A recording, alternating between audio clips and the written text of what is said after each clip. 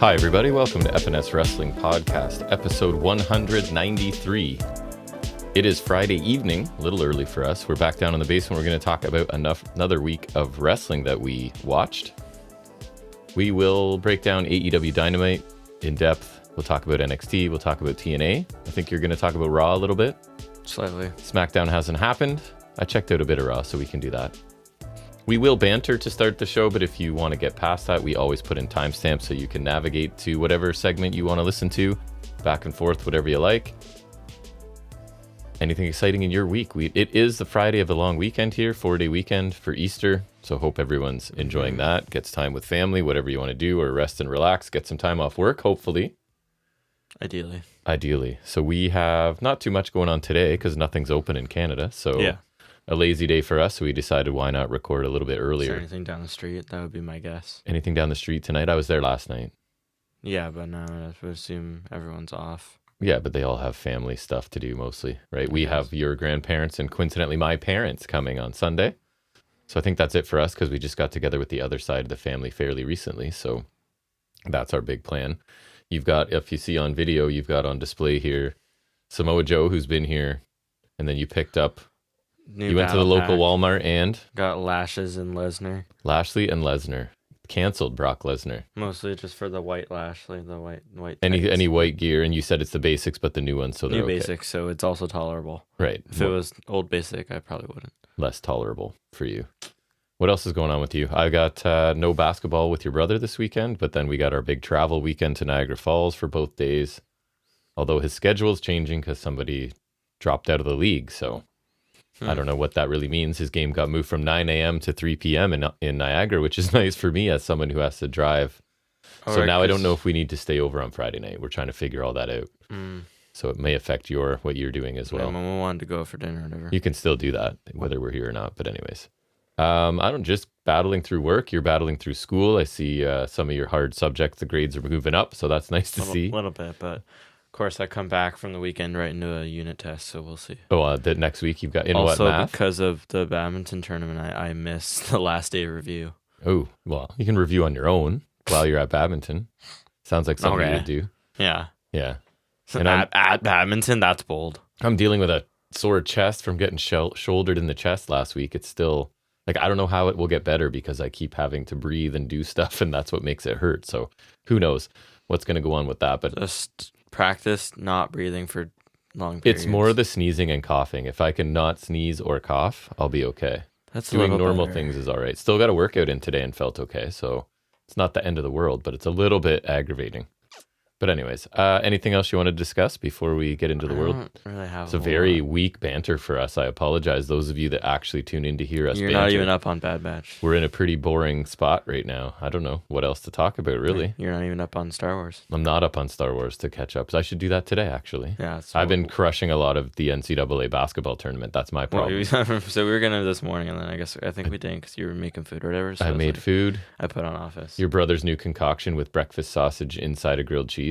Pretty good, right? Worked out. He's done a couple experimental meals lately. I forget what the other one was. I was doing that with the press thing. Oh, the other one was basically poutine. You were at work. He wanted spaghetti sauce with meatballs, but on top of fries with cheese. It was pretty good, actually. I'm not going to lie. So he's getting weird with it, but I don't mind supporting his... That is strange. It was good. I actually quite enjoyed it. So it's a choice. We may do it again. But yeah, I don't know. There's not much else to discuss here. So I don't know. Let's move into talking about wrestling, I guess. In our first segment, as every week, we'll take a look at some of the week's wrestling news and rumors.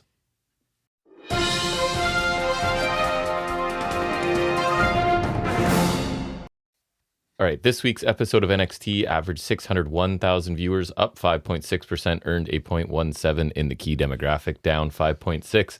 Rough week for Dynamite this week, even though we enjoyed the show.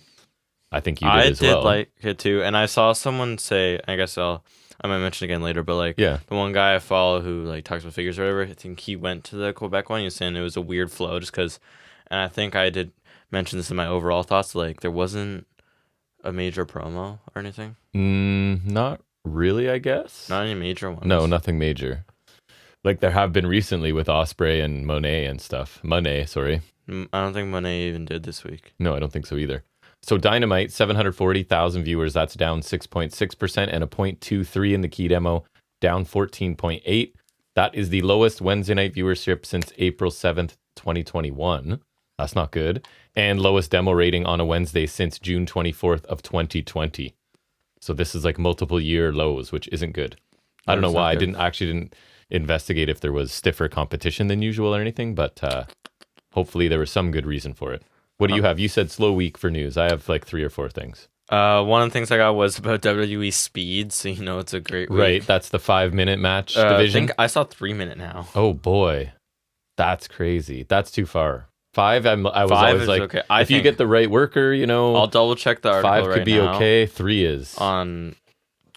So because anything like under 4, you catch me going like, how do I review a 3-minute matches? Oh my goodness, why not go to 5 seconds? Let's just really get it going. So 3-minute matches, and they're gonna obviously it's like that Twitter exclusive thing or X, and there's gonna be a tournament for a championship. Like it's gonna have its own belt. Oh my god! So is it like the WWE Speed Championship? A 3-minute time limit, and it's like a draw after 3 minutes. It feels like the new 24/7, where it's like a stupid belt that doesn't need to exist. Well, yeah, I would say so. I feel like.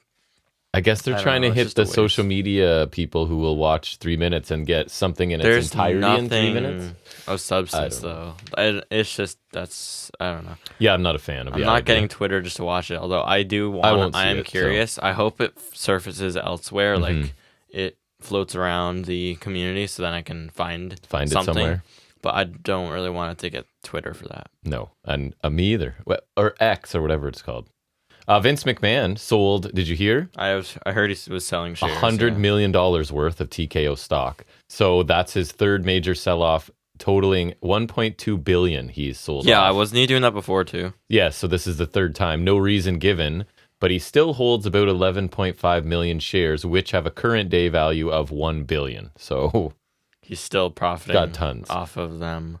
Always happy to see him remove himself from WWE. Don't love the fact that he's making money off of it and still has tons to go, but at least he's getting rid of WWE stuff so we can remove him even further. What else you got? Only other one is recently Alex Coughlin has been forced to retire due to, I think, neck issues. That's too bad. That I think were getting bad and then worsened after the dog pound. Which we watched and you were just starting to like him, you were saying. I thought he looked good in that, yeah. I thought the Bullet Club guys in general looked really good. Yeah, it's too bad. I've seen him on the indies and a little bit in New Japan, and he is freakishly strong, especially when he's doing indie stuff. And plus, I think he's the average guy smaller. Him and Gabe Kidd are like the heavyweight tag team, so they would have been cool. So too bad. Hopefully he heals up, and if he does want to return, can. But for now, sounds like he is done. Did you hear the update on NXT Battleground? I saw it in wherever. Changed date and locations. Yeah. So it's pushed back to June. It was supposed to go up head-to-head against AEW Double or Nothing. So they're not looking to do that. And yes, it's in some UFC Apex in Las Vegas. That is the new venue. And that means that still in Vegas. There will be less than a month between Battleground and Heatwave, which is in Toronto, right, in summer. Have you looked at Money in the Bank, by the way? I have not, but I would go to Heatwave too, to be honest. I'll take that, but I just think Money in the Bank's cool. It is, but we'll see how much tickets are and if we can get any. So I guess it's just me left, right?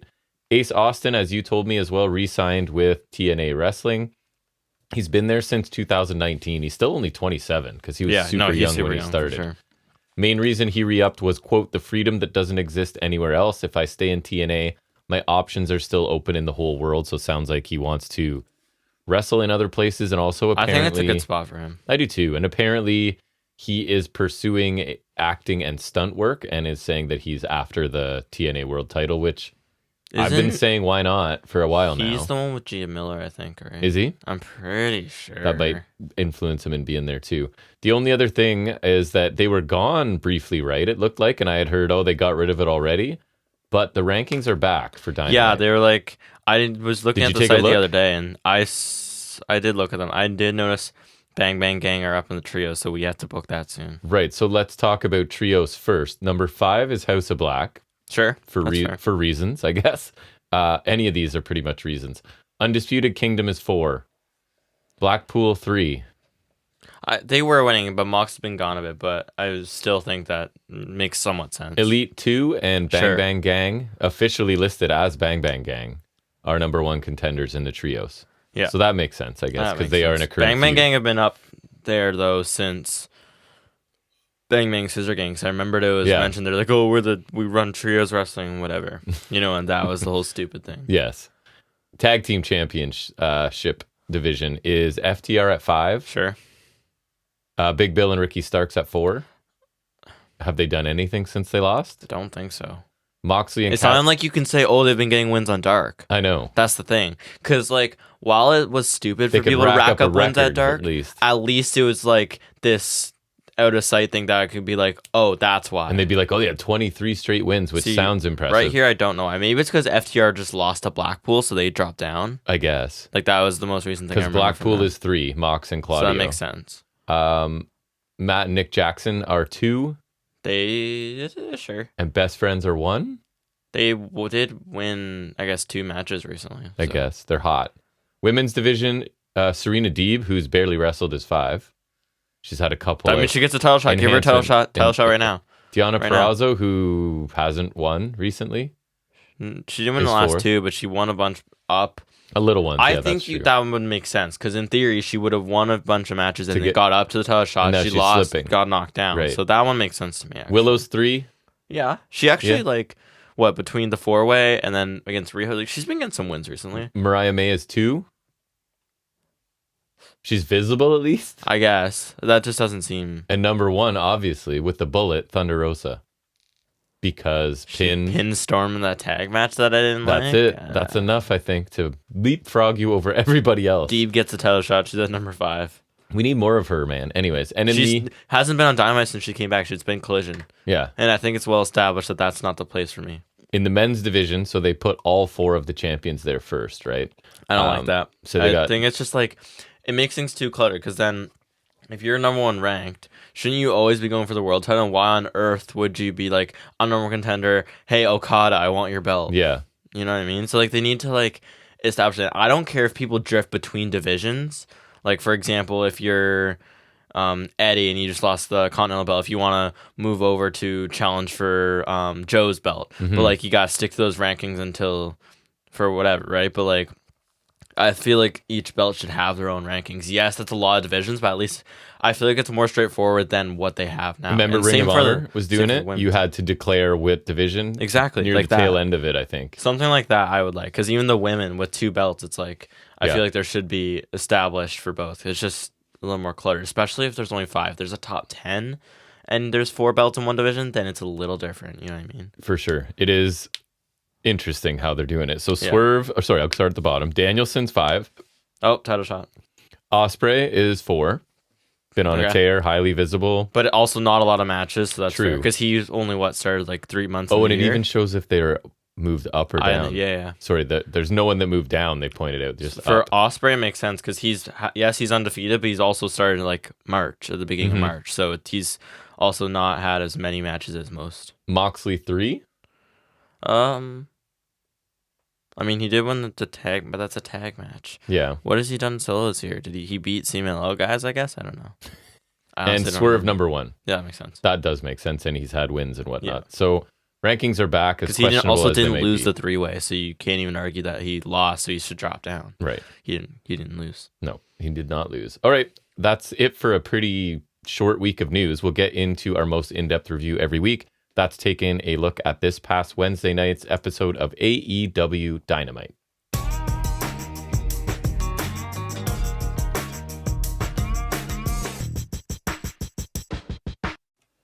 All right, tell me about Dynamite from a couple days ago. Starting off hot, and I'm already jealous of Quebec because we're starting with Will Ospreay and Katsuyori Shibata. And you did want to watch this one live because of a couple matches were a draw Probably for us. the other match, but so we were pretty close to watching it pretty live. Much, yeah. And I saw like some pictures of it. The attendance on this Dynamite was not good because Toronto, like I said, like you could tell it was dark and then tarped off. Even I think right. Ours was packed. Yeah, ours was good. Maybe a little smaller too, but like still a decent good size venue, and it was full. Yeah, and I feel like if you're on TV, you can't really tell the difference. Mm-mm. So it definitely looked good, but I didn't notice on this until I saw, obviously, because obviously you're not going to be able to notice is the point. Right. But they do their best so you don't notice. Mm-hmm. It's the whole plan. Early on, Ospreay comes with a hesitation dropkick in the corner, shades of Shibata, and then after Shibata rolls out, he goes with that slingshot punch to the outside, which he does a lot better than most people. It just comes with some velocity and he lands with more impact. I think we talked about it before. It looks like he hits harder than most people. Absolutely. Running boot from Shibata sends Ospreay off the apron. Later on, Ospreay fires off some chops. Shibata comes back with a backdrop suplex. Springboard forearm from the barricade from Ospreay, then another in the ring, which I find funny because I think it's called the Pip Pip Cheerio. Yes. He's just got names for things. He does. Weird. Not like Taven, but... Not like Taven, where it's mediocre. Every mediocre move you do has a name. It's just Ospreay's got some funny names for things. Jabs and heavy chops in the corner from Shibata, followed by the hesitation dropkick and a front chancery suplex for a 2 count. Sleeper suplex from Shibata, which I thought looked really cool. Yeah, I was a bit nervous. It looked like he was right on his head almost. Ospreay gets worn down to sleeper, but he's able to get out. Hits a springboard dropkick with Shibata in the ropes. Oz Carter gets a 1 count. Shibata comes back with big lariat. That also gets a 1 count. Strike exchange. Ospreay connects with a backdrop suplex and a hidden blade for 2. Storm Driver 91, done safer for Shibata, of course, but then an absolutely murderous hidden blade from Ospreay for the win. And I'm just now realizing it is criminal we've yet to see a Stormbreaker since he signed. True. I wonder if he's like holding off on it because it's been hidden blade all the time, which I'm fine. Hidden blade is awesome. So maybe in some really important spot it won't be. Also, I find it surprising and also just funny that I thought like surprising Jericho hasn't said anything about the hidden blade yet. Right. Because if you're doing the comparison, there really isn't a comparison. Any comparison. I thought this match was pretty awesome and it got a lot of time, right? Like almost 20 minutes. It felt like a good amount for sure. I checked. It was just under 20. That's good. Nice to see Shibata back performing at this high level. He was one of my favorites back when I was watching New Japan, and it looked like he was done. And you're a little bit nervous with him facing Ospreay because so much of Ospreay's offense is head and neck. But Ospreay is able to do it so safe somehow. I am sure he's the hidden one of blade. those guys. I have no idea how he doesn't kill people. I'm sure he is one of those dudes that's so talented that you're always safe working with him. But that's still fair. Really good opener. Ospreay's amazing to watch, and all of these matchups feel fresh, right? Because A, he's new to AEW, and B, we haven't seen a ton of him. We've seen bits of him, right? So everything is just fresh and new. And I haven't even seen a ton of Shibata, so I'll take it either way. And Shibata's amazing. You're gonna get like good to amazing out of Ospreay every match, for sure. So I thought this was really good wrestling, really good striking, good intensity, and great start to the show. Quite enjoyed it. Yeah, I'm glad Shibata's back too because I never watched him. So seeing him in this run, I've come to enjoy him a lot more than I did when he initially kind of resurfaced. I think this was my favorite Shibata match. Either this or I really liked his involvement in the 4-way. That's true.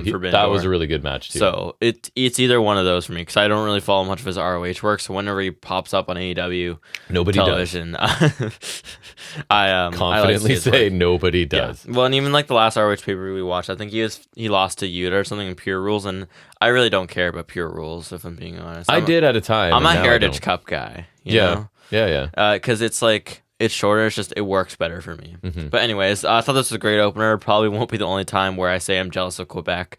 Great action-packed stuff. I thought it got the show off to a really good start.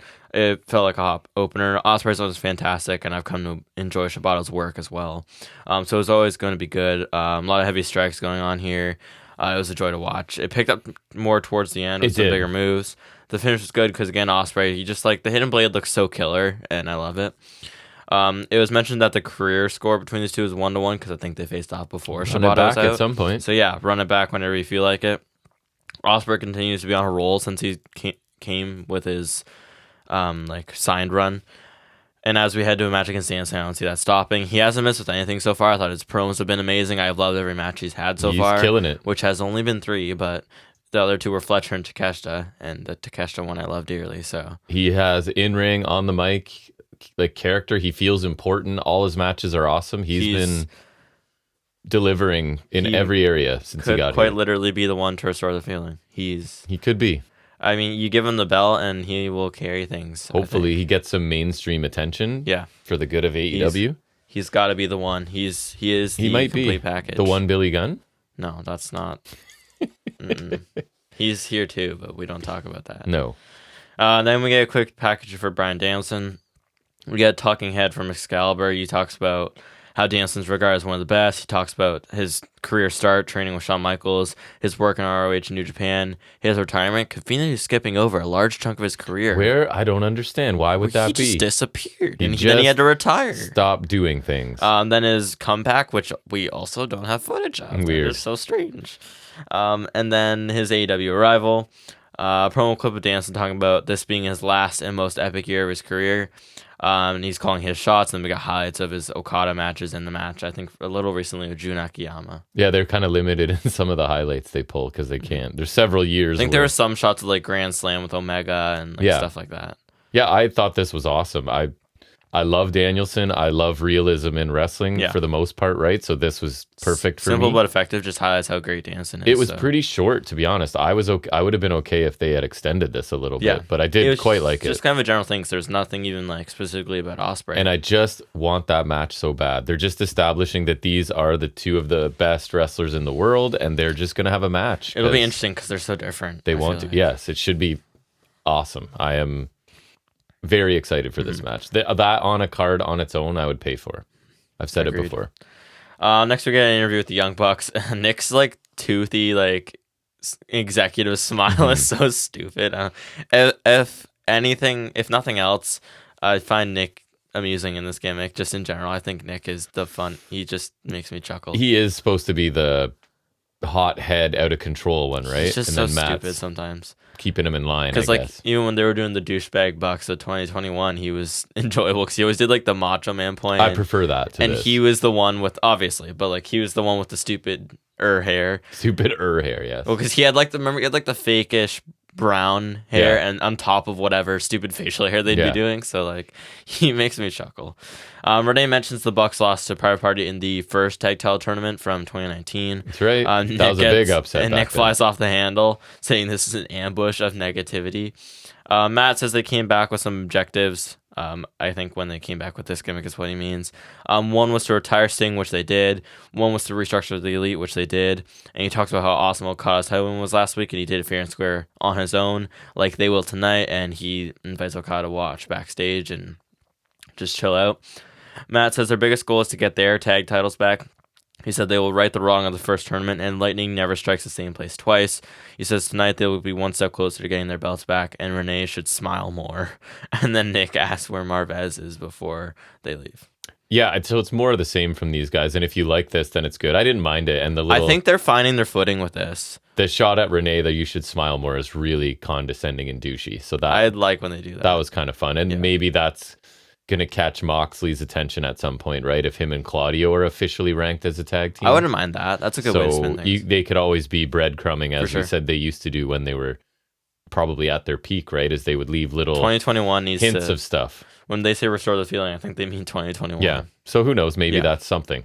I think even if you don't love this game, I think they are starting to find their footing a little more. It's not as bad as it was. I think they're starting to get there, and I'm liking bits of it. I'm liking it more. And Okada's addition has like brought a serious part to them, right? Because he's not really doing good balance. So it's helping. I still am of the opinion. I think Monet would be a great addition to this group. 100%. I just think it fits, and I think you just need to kind of wait out the initial faceness of her arrival because she's Sasha Banks, and right? maybe that's the plan because since you've mentioned it, like that's all I want to have happen now, and they still could get to it, but they should have almost brought them both in together and said, like, we now have a male and a female to dominate each division. And then we're the tag team. Who's a member of this elite group, right? Like, and maybe that is the plan they'll get to. But if it isn't the plan, they should make that the plan. They should be listening to me. Because for me, Monet is not working as a babyface right now. I don't really care about Monet. No. I think of the two babyface rivals, we'll say Ospreay is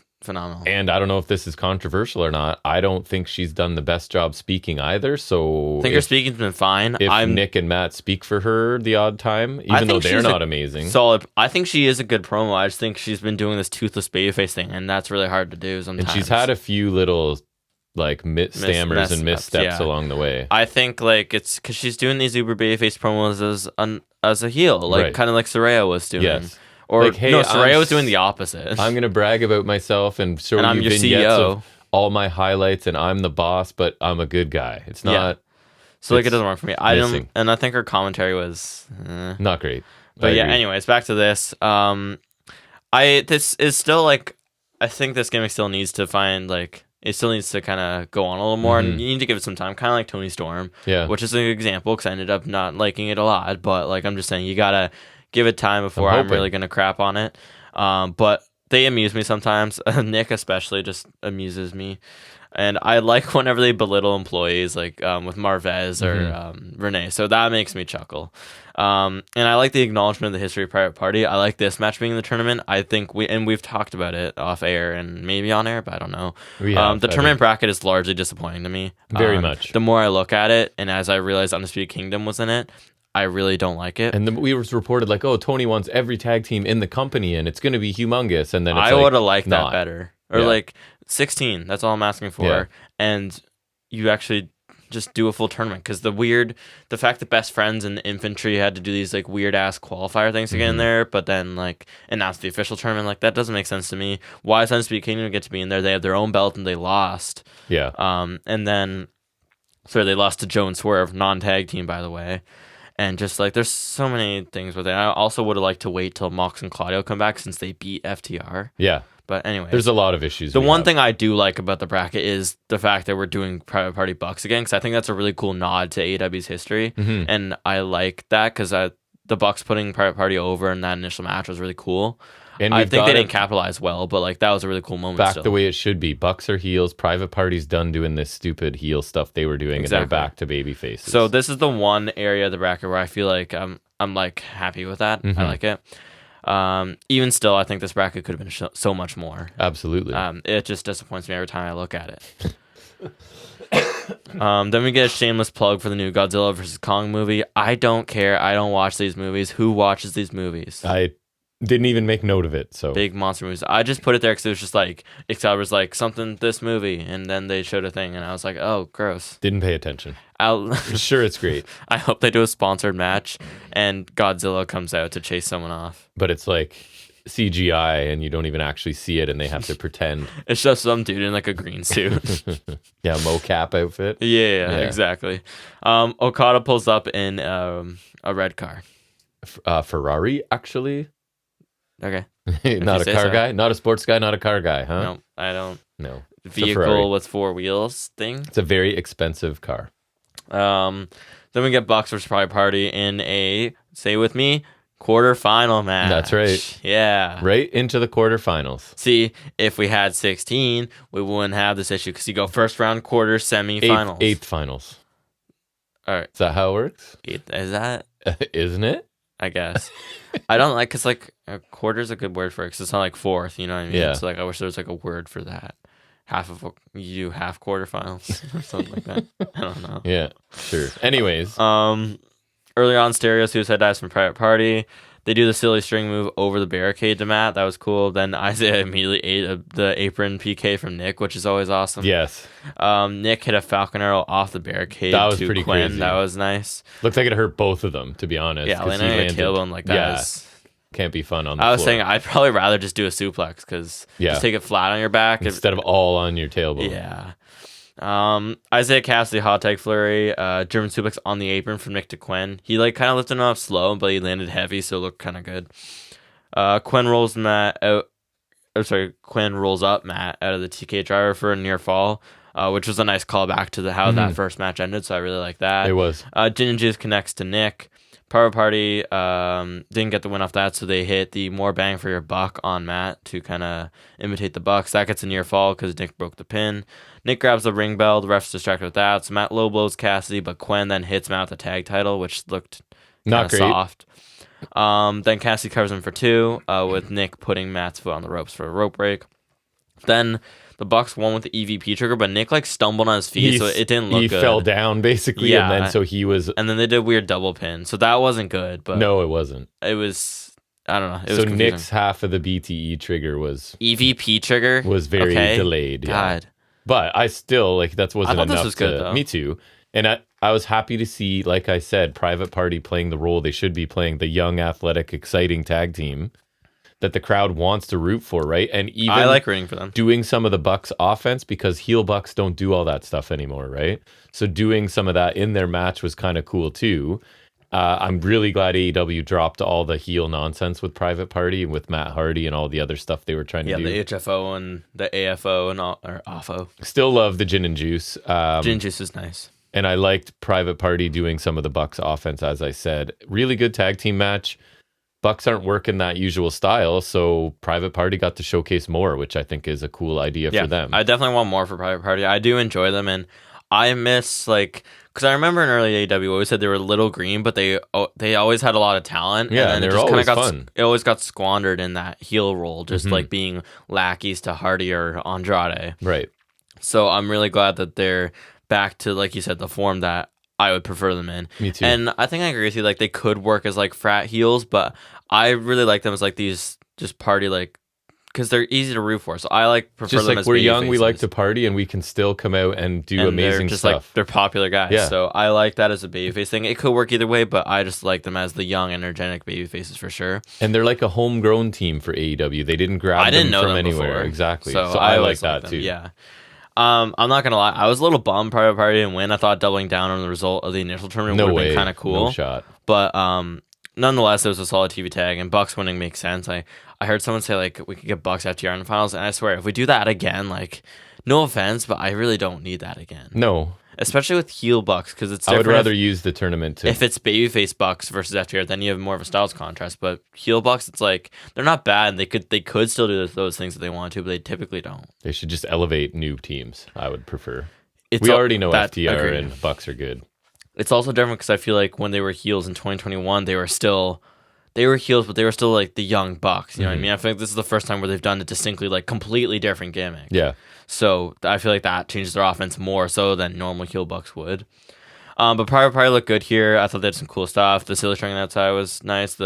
Using the Bucks offense, Gin and Juice, always love that. Bucks had some salsa too.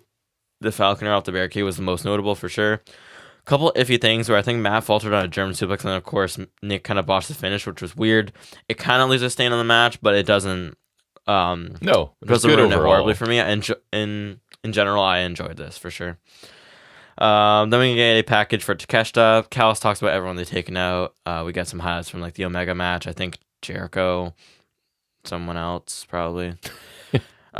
Swerve is in the way of what they want. I like all the metaphors or whatever Callis uses. He's sick of Swerve's house, and his house is on Dawn Street, and it's in the family's neighborhood, and the Alpha will burn his house down tonight. So it was a good little package. Always here for building Takeshita and making him look good, and I like the highlights.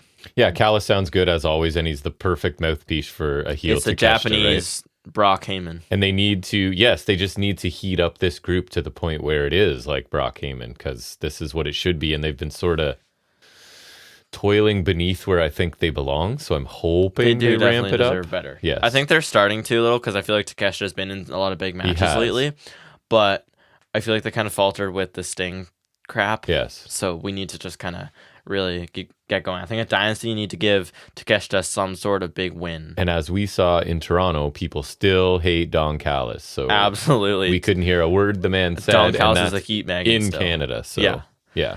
Absolutely. And I always love this group because I just like that Takeshita is the focus. That inherently makes him feel important, which right. I love. And as he should be. Takeshita, I probably love like a little more than I should, just because like he feels like this discovery. You know what I mean? I like no idea who this guy was. He just came in and he was just awesome, amazing from day one. So I'm always gonna be here for Takeshita. I would honestly almost prefer him winning over Swerve, just because I feel like Takeshita hasn't really done anything. Ride or die with Takeshita.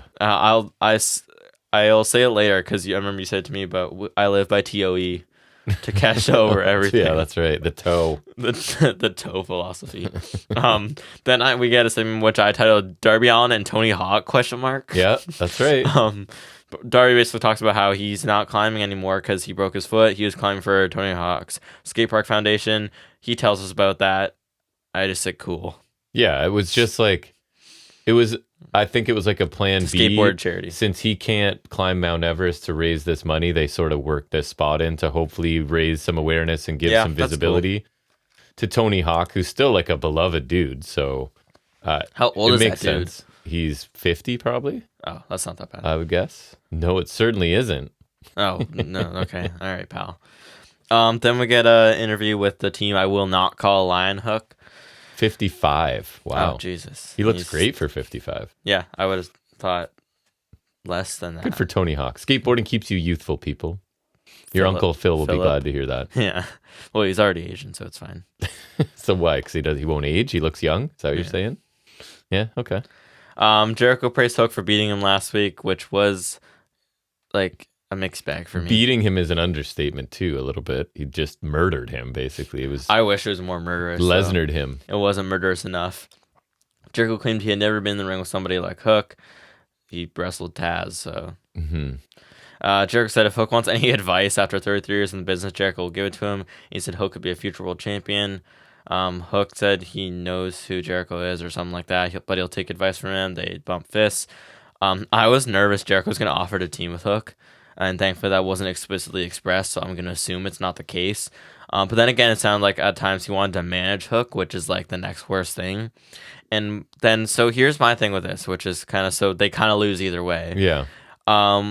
While I would hate nothing more than either of those things, I feel like Jericho's proposition to Hook being, hey, you want advice, is kind of lame and useless. So it's like, even though I'd hate the two things I just mentioned, at least those are like tangibly something. And managing means he's getting out of the ring, which would be fine by me. Starting that transition to not doing stuff would be great. And then Hook was like, because like when Jericho offered advice, Hook was saying something like, I know who you are kind of thing. And to me, that felt like they were teasing a heel turn. He's like, I know you're like a snake or something like that. Which I didn't like, because I swear to God, if Jericho does it again for no reason, he'll be as bad as Paul White. But I liked the fact that Hook acknowledges that. I'm open to getting advice from you because you do have a lot of experience, but I know who you are, so don't think you're fooling me. So I like. But then Hook would look dumb because then he would have, in like a year-ish span, he would have been turned on by Jack Perry and Chris Jericho. So at least he's not a stupid babyface here completely. Yeah. But I don't want this union, but I guess want anything to do with this. It looks like it's not a tag team, so I guess that's better than what we could get. It's the lesser of however many evils. Correct. Then we get Statlander versus Willow versus Anna Jay versus Sky Blue Eve. Winner gets a TBS title shot against Julie Hart at Dynasty. And Monet's on commentary. Monet on commentary still not sounding like a babyface. Is she good on the mic? I'm saying no. I don't. I think she's evidence fine. says not really. Recent evidence says not really, but I also think I'm gonna wait for her to establish her character and turn heel is what we're really saying. I feel like because also when she's babyface in WWE, she was more like the boss thing. I feel like she had it more figured out. I've been a big fan of Sasha in the past, but right now I'm like, she's fine. I don't dislike her. Maybe but she needs a script. She's not doing much for me either. Mm-hmm. Maybe it's just like the difference between like more scripted, less scripted, it's just because again, she's not feeling like a babyface right now. Maybe if she was more fitting for it. It's a babyface in a heel packaging, so it's tough to get across. It's a heel masquerading as a babyface. That's right. Not like Cody, but something like that. Right away, Blue super kicks Statlander, then eats a layer from Willow. Jay rolls up Willow for a 1 count. Jay knocks Blue off the apron and onto Statlander with the Thigh of Doom, so we get that spot early. No Stormbreaker, no Drill Claw, but we get the Thigh of Doom. Sure do. Yep. Dare I say Thigh of Doom is better than Takesha's forearms? Dare you say? I don't think so. Oh, that is a lie, sir. I'm definitely being truthful. Big pounce on the outside from Willow on Sky Blue. Fisherman Buster to Sky Blue from Statlander for 2. Superplex from Anna Jay to Statlander for 2. Willow breaks the pin with a senton. Cold Willow to Willow for 2, but Statlander breaks the pin. It looked good, actually. Statlander hit a Project Champa out of Blue, which was cool. That's an awesome move. I always loved that one. Me too. I always like that better than the Fairy Tale ending because that just felt like kind of a lame move. And it's also like Daniels. Project Champ is just more unique, I feel like. I don't see things similar to Power that. on Backstabber is awesome. Yeah. Yes. Even like when MJF does the Power on Backbreaker, it's not the same. No. Jay hits Statlander with the Gory Bomb onto Blue, pins them both for a 2 count. A really powerful middle rope shotgun dropkick to Jay from Willow. That looked really awesome. good. Yeah. Willow hits Sky Blue with a DVD on the apron, which looked great too. Jay knocks Statlander off the apron with the Thigh of Doom. Then Willow hits her with the Dr. Bomb for the win. Then we get a post-match attack from Julia Hart. Of course we do. I thought this match was fun. Not perfect. There was like a couple of questionable moments where you and I were both kind of like, what's going on right now? But then like, I thought it was non-stop action and some cool spots. I thought Willow looked good. The right person won, obviously. So, and I don't think Monet again added much on commentary. Like, she's just like, I don't trust her smile. Like, okay. So But why? Just because you wrestled her? Because she hurt you in a fight? By Again, accident? We're circling back to this, like, you got hurt in a fight where the other person's trying to hurt you. That doesn't make them a heel. That doesn't make you a baby face. I don't know. Anyways. Also just because it's Willow. It's kind of interesting to me that Monet is involved in what I would consider the secondary women's title, right? It's not what I would have expected. But then again, Taya Valkyrie also did that too. But then again, her run also didn't turn out good. And they might be just like, this is the one we need to raise the prestige. Like, Toni Storm is popular and people love her. We're going to raise the prestige of this one while Toni Storm sinks the other one. Right. And so, like, I don't think Julia Hart's doing much to get eyes on AEW. So try somebody else, I guess. Yeah. So I thought the match was fun, bottom line. I did like the match where she won the title, but I feel like Julia Hart as champion was questionable. It's not been great. And, like, I feel like she got really overrated because she had a decent rise before the title win, but like I never thought she was great and I thought she's okay. People were like overhyping her for sure. She's improved for sure, but she's still not amazing. But it's like that's like saying Sky Blue's improved. I still wouldn't hype her up. She has. Her super kicks look pretty good. Sometimes. Yeah. Thrust kick. Yes. Solid women's match. I thought I enjoyed it more than the one we got, so I guess I'll be jealous of Quebec again. The Dynamite one, of course, because the Rampage Street fight was sweet, but I like this better than the Dynamite match we saw, of course. Mm-hmm. But I would still put this under Willow and Riho. Actually, that's probably that was good. Probably my favorite women's match of the year so far. Like, it's the only one I felt that was worth noting. Mm-hmm. The fact that Riho was something. It's quite surprising. But this had some solid action, and the multi-woman stipulation helped to somewhat hide the shortcomings of Jay and Blue. Because I feel like they're definitely the lesser two. Because I actually really like Willow and Statlander in the ring. Me too. Just Statlander needs that character, and I'll keep saying it because she needs one. What's your gimmick? What's your gimmick? And it's not because I hate her. Because I would like a lot more for her. I think she's good. She is good. This wasn't a perfect match by any means, but I thought a couple of things were a little questionable. But I thought everyone played their part well enough, and there was some good action here. Willow and Statlander obviously stand out as the best, just because I think they're the strongest in matches in general. And I'm glad for Willow getting her second Dynamite win in like a few weeks. So that's pretty good. Like, especially considering how she wasn't on Dynamite a lot before, and also just because I feel like it's hard to get consistently on Dynamite for women. So like even last week she was involved in Monet's opening segment. So Willow and more so Willow, but also Statlander have been getting decent exposure lately, which I like. I've been calling for a Willow push for a long time. And it feels like maybe the Monet thing since there's history, Willow might benefit from that, which if that's what it takes for Willow to get something, I'm okay with that. And then bring in Athena. Come on now. Bring in Athena. And also do something with Sheeta. I don't know why Sheeta fell off after she lost to Storm. That was They have the potential for an awesome division. They just don't know what to do. Yeah. I'm still annoyed that Sheeta lost to Storm because I just think the Storm title run has tanked, and I was really hoping for Sheeta to get better treatment. We're down on Storm. I think most people still like her. We are, and also just because I think Sheeta deserves a lot better. Also, like Statlander, I feel like Sheeta needs to develop a bit more of a character, but I think Sheeta has been a good rock for the division before, and I feel like she deserves a lot better than to be in an ROH pay-per-view right now. Yes. Like that's not great. It's not. That's not great. Anyways, I could see Willow beating Hart at Dynasty and then feuding with Monet for the title, and I'm here for that. Yep. I'd like to give Willow something. Me even too. If she's transitioning from Hart to Monet, I wouldn't mind that. No. I would just like Willow to do something, And just have that credential. For sure. On the resume. Then we get a Dustin Rhodes interview because I don't know. Yeah. Because. And we learned that Butcher's mustache has its own musk. I thought that was funny. That was bizarre. Because I just thought Butcher was funny replying to that. But how is Dustin Rhodes 3-1 this year? I don't know. It doesn't. It's a meaningless Rampage setup, so I don't even really listen to it anymore. He's still passionate. Butcher wants to face him. Everyone loves Dustin or something. Yep. So we're using Dynamite time to set up Butcher versus Dustin Rhodes on Rampage. That's a strange choice. Even though we love Butcher, we love you, Butcher. We like Butcher. But like this could have just been announced, and I would not bat an eye. Yeah, this isn't like because some Rampage matches where it's like best friends, so like they're at least prominent. And you set up a match for them, but it's like Dustin Rhodes and Butcher. Right. Why do you need to have them here at all? Who just watched that and went, "Ooh, I gotta check out Rampage." Dustin Rhodes is wrestling again. Honey, can we change our plans Friday night? Butcher's wrestling Dustin Rhodes. No, of course. Butcher amused me a little though. Like just him replying back. I doubt they will, but if this means Butcher gets used a little more, I'm okay with it because it's the second week in a row we've seen him. So I think that's interesting at least. It's not nothing. I don't think that it will mean anything. Free Butcher. But like we don't mind Butcher.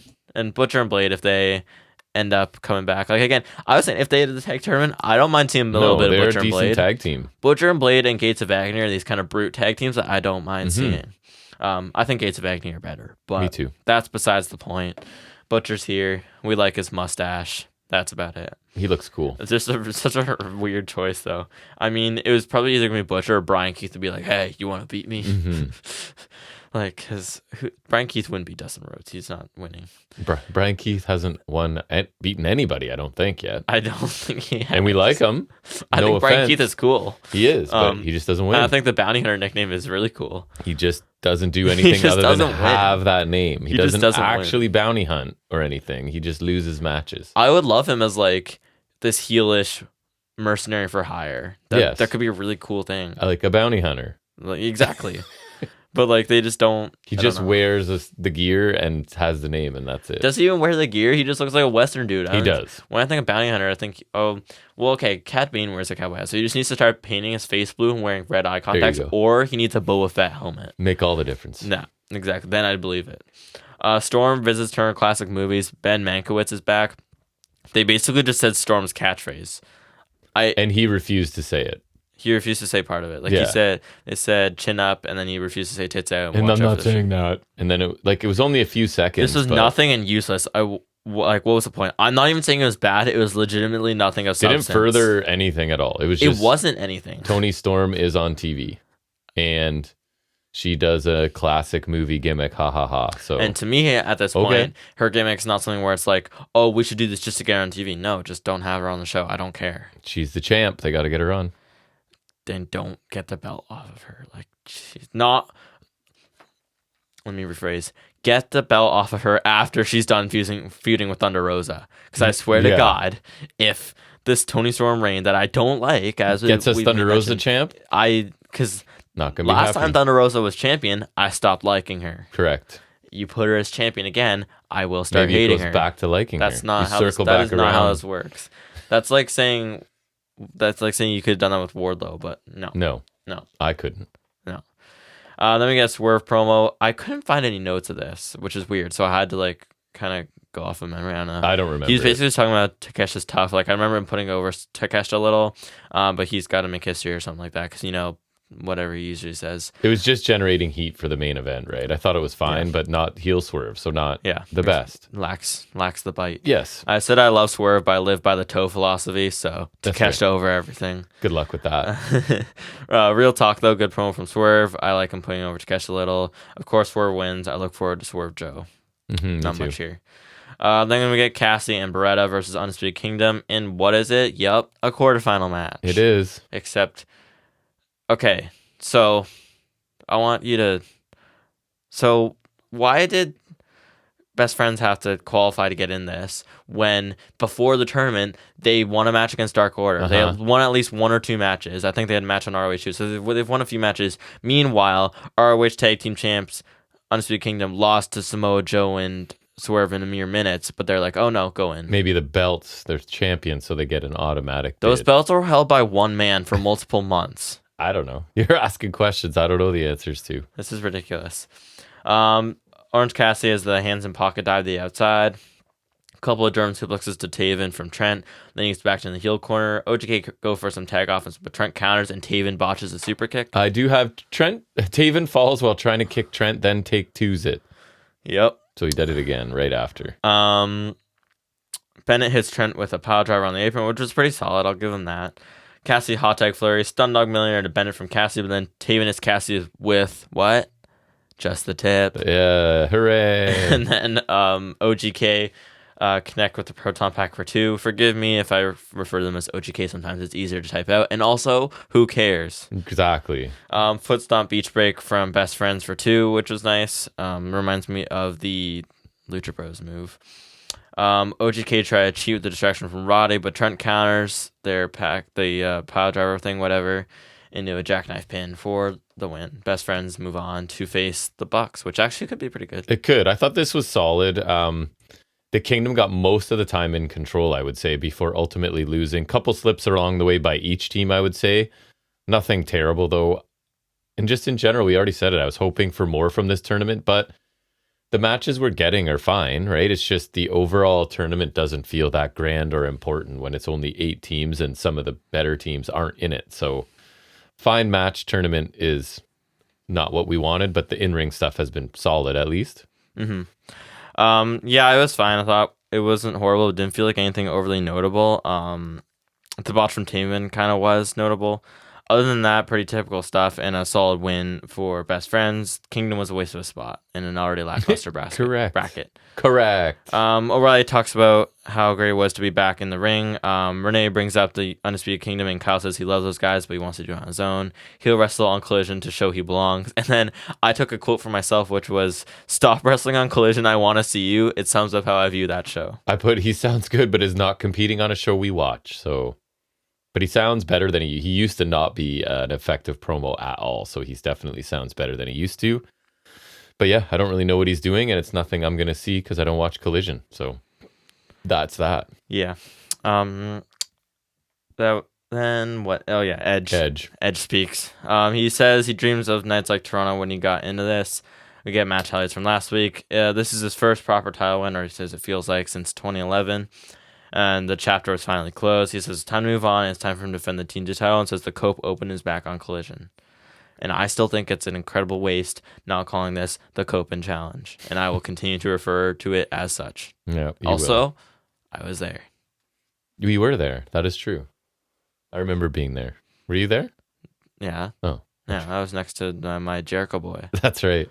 Yeah. Love Jericho. Yeah, I don't know. I just said, sure, why not? Go for an open challenge. It's fine. It's what people do. Brian Keith. Yeah, there you go. It's your first contender. Mm-hmm. Main event. Then it's Swerve Strickland versus Konosuke Takeshita. Winner faces Joe, I think, right? That's the deal. And Callis is on commentary, and Joe is shown watching backstage, right? At some point. Facing the thing head on. That's weird. Crazy. That doesn't sound right to me. Notables from the match: the Takeshita line connects as beautiful as ever. I just love how he does that. Yeah. Neckbreaker over the middle rope from Swerve for 2. Brainbuster from Takeshita. Looked great. A snap German from Swerve, but Takeshita fires back with a huge forearm shot because that's how he do. Swerve does that thing where he flips over the ropes, but he does it into a Hurricane Rana this time, which wasn't perfect, but it was really cool, so I'll give him a pass. Oh, yeah, it's like he missed it, then kind of recovered and saved it. Yeah, they saved it well enough. Strikes from Swerve, but he hesitates on one because of a shoulder issue, and Takeshita levels him with another forearm. I will never understand how he does them so good. Takeshita with the fireman's carry sit out facebuster, followed by the running single leg dropkick that sends Swerve out of the ring. Falls with the toe pick on heel, which second time Callis has been like, he does it better than Kenny Omega, which that's fair. I don't know if that's true, but that's fair. Corkscrew senton from the top for 2 from Swerve, like the spiral top kind of thing. It looks crazy. It's like crazy. I don't know how he landed it perfectly because it looks kind of like all over the place. But, a lot going on. Poison Rana, which I don't think we usually see, and a Blue Thunder Bomb, which we do usually see, from Takeshita for 2. Rule through Flatliner from Swerve spikes Takeshita for 2, which is awesome. Swerve Stomp on the apron from Swerve. Takeshita connects with the Power Drive knee for a near fall. Swerve counters the Blue Thunder Bomb into a head scissors, sending Takeshita into the middle turnbuckle. Then we get the house call and a Swerve Stomp for a near fall. That one was really surprising. Yes. Because that seemed like a surefire match ender. Headbutt from Swerve, jumping knee from Takeshita, a cave-in from Swerve, so like a pop-up stomp. So that was really cool. Yeah, that looked cool. And a real high-angle JML driver, which I noticed they started calling Big Pressure, which is fine, but I'll refer to it they do? as JML until I forget to. But anyways, JML seals the deal for Swerve, and this was awesome. I made a note at some point. I don't remember what the specific lines were, but that Tony was really dismissive of Taz on something. 2 fantastic performers, right? Pretty much a dream match for us at FNS. Yeah, that's what I was thinking. And they got a lot of time in a main event. Do you know how long this one was? No. How do I figure that out? Would it be? Oh, look, when you do your That's talking. fair. And it actually had some stakes attached to it quickly, right? So, and I just noticed throughout this, so many of Takeshita's moves get audible reactions from the crowd, and us more than the average person too. Oh yeah, I always notice like it was kind of botched in this match, but whenever he does the tombstone wheelbarrow German, that always People gets love from that. the Yeah, crowd. So that like, wasn't super clean this time. Yeah, which is a really rare thing from Takeshita, which was why I hate to call it out, but it's like because he does the thing and then he has the strength to muscle them over, and I feel like that always wows people. But Takeshita gets, because his stuff looks so good. He looked like a beast again. His forearms are incredible, and I guess the point is, babyface Swerve got to show how resilient he is because he took a beating from a guy who can lay in a beating, right? So great action, really good counters, a couple believable near falls, even though you know who was going to win this match, unfortunately. But even then, like, they can still pull good near falls, because the big near fall for me was when Takeshita kicked out of stuff, because like I figured he was losing, so that's why I thought he was losing there. But then it's like then you can still pull off some stuff. I thought the match was awesome. I really enjoyed it, as I expected. Right, there's not much chance these two are having a match that I don't like. So made my short list. If anything, it'll at least be for sure in the TV match category. And we'll see how the rest of the year shakes out for the overall stuff. I'll look up how long it was. But phenomenal main event as expected. One of the big drawing points for the show for me. And matches like this are how you get me to watch your product. No questions asked. As simple as that, really. And I envy Quebec a lot for this one, because I would have loved to have been in person for this. The second I see Takeshita versus Swerve anywhere, I'm seeking it out. This was great stuff all around. Both these guys are absolutely stellar. It could have been twice as long, and I love it more. Twice as long? It was 19 minutes. There you go. It's pretty good for a TV match. I like that. The action was great. Takeshita is amazing with everything. Multiple times his forearms just like get an audible reaction from me. I'm just like either like I'm like or like I chuckle because it just looks so good. Because more than that, most wrestlers, the crowd was like gasping or whatever to his stuff. I genuinely don't know how he doesn't smash someone's face with his forearms, because they look so good. So his strikes look super crisp. Then he'll do stuff that a guy his size shouldn't be doing that also gets and then he's got great power stuff too. Yeah, because he doesn't look overly like built, but he can do anything. Big, but basically. Yep. His moveset is such a joy to me. Besides Ospreay might be my favorite going right now. Just he's such an all rounder, and I love him. Him, Fletcher, Ospreay, just absolute joys. Yes.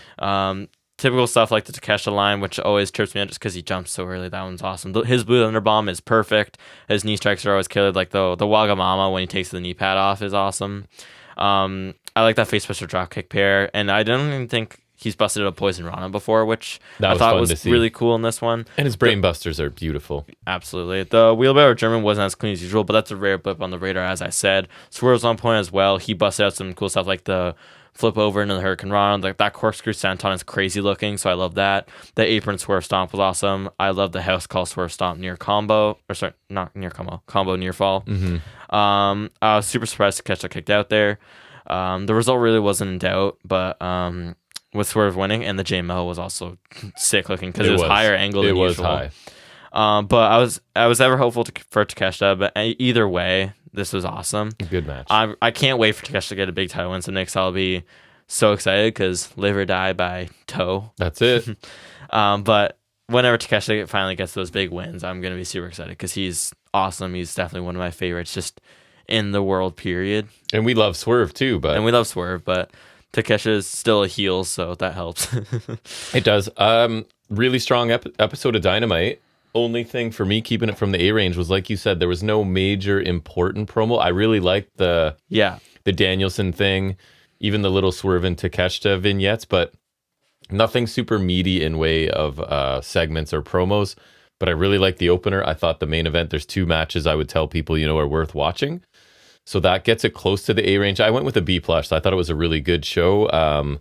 One really meaningful segment away from being in the A range for me. What about you? I thought it was quite good. Unfortunately, I think did kind of exceed ours a little. I think it was a better show than we got as well. Yeah. Which is a shame because ours was attended good. So if they had just planned it out better, could have had more people attending the better one, That's right.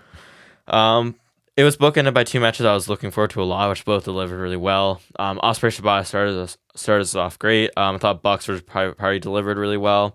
The women's 4-way was pretty solid, and for a women's match to be good, I think that's a major plus. Best Friends OJK was probably the down point in ring, and the main event was fantastic. I think I talked about it enough, but I really, really enjoyed it.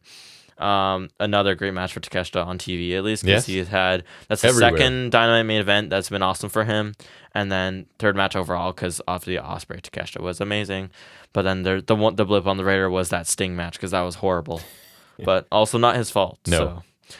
We had like I was saying, no major segment that really pushed us up. No. We had some good packages like Danielson's, Takeshi's, and Swerve's were solid. Edge was fine. Kyle O'Reilly was fine. Didn't like Jericho or Storm, but those were pretty short.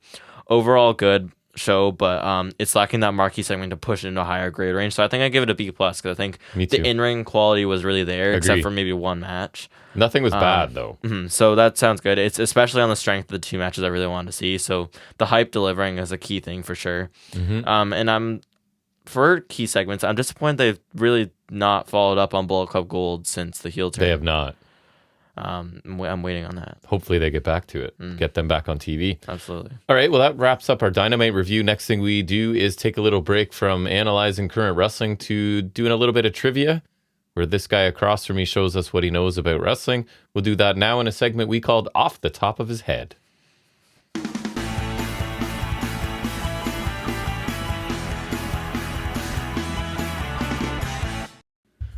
All right, so this week I went to a quiz online. It's Mania season. On Cultaholic. I didn't do Mania. I thought about that, but I always do that. So we've been talking about AEW. So I went with AEW participants in every main event for All Elite Wrestling. Going from... Oh, for pay-per-views? That's okay. So starting at Double or Nothing 19, ending at World's End 2023. Let's go reverse. I feel like that's easier. What do you mean, starting current? Yeah. Okay, so hold on. Let me get there. Do you have to go to the bottom then? To current. No, it's okay. Okay. So World's End. So if you can tell me the hints I can give you, if you don't know what it was, I can tell you what the match type was. You know what I mean? So what was the main event of World's End? Just if you don't remember. Joe and MJF. Correct. For the world title. Correct. So then we have before that Wrestle Dream 23.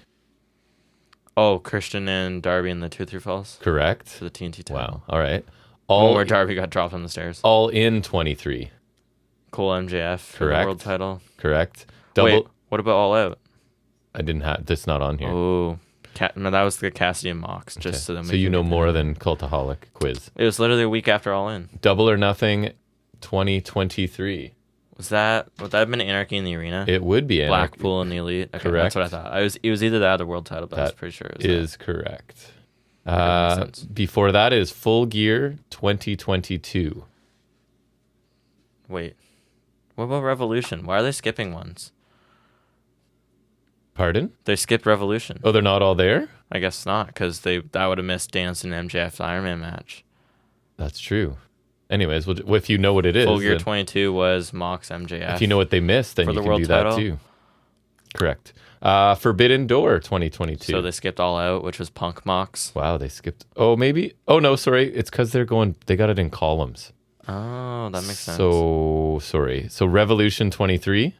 That 23 was Danielson MJF, right? Correct. So then Full Gear 22. Yeah, and that was Mox MJF. And then All Out 22. Mox Punk. Is this going in the right order still? I think so, yeah. This makes sense now. Then Forbidden Door 22. That makes sense, which was Mox Tanahashi. Correct. For the interim title. Double or Nothing 22. Yeah. Was that Hangman Punk? It was. Okay.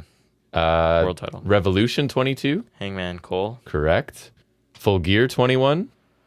Omega Hangman. Yes. Oh, I forgot there's like a lot less pay-per-views now. All Out 21. Oh, Omega Christian. Yeah, very good. Double or Nothing 21. Omega Pat Cassidy. No. Oh, wait. Incorrect. Oh, Anarchy in the Arena again? No. Stadium Stampede. Correct. Who's in it? Pinnacle Inner Circle. Correct. Okay, that makes more sense. Okay. Revolution 21. Exploding Barbed Wire Deathmatch. Correct. Mox and Omega. Full Gear 20. Was that Mox Eddie, the I Quit match? Correct. Very good. All Out 2020. Mox MJF. Yes. Double or Nothing 2020. Mox Brody Lee. No. Oh, what was it? Was it Stadium Stampede? It was. Who is that? Elite Inner Circle then. Correct. Revolution 2020. Oh, Mox Jericho. Correct. Full Gear 19. Cody Jericho. No. Oh, Mox Omega Lights Out. Correct. Then that's technically not a match. You. That technically doesn't count. True. It didn't exist. That wasn't why it. You're not wrong. That wasn't that's fair. it. All Out 19. Oh, Jericho Hangman. Correct. Fight for the Fallen. What was it? That's hard. Dustin Cody Bucks. Yes. Why would you remember that? Because that's the only match I remember being announced before that. Fighter Fest. Mox Janela. Didn't happen. Was that Lights Out? Unsanctioned. Oh, okay, same thing. And the original one, Double or Nothing 19. Omega Jericho. Even I knew that one. Yeah. So you crushed all of them, even though some were out of order. I forget, even though it's so many years organization. back, is since the first few years, there's only the 4. It goes really quick. Yes. So you nailed all of those, as I figured you would. Even without prompts, because, I was ready to say, it was a barbed wire death match, or it was whatever, but you didn't need any of that. All right, well done.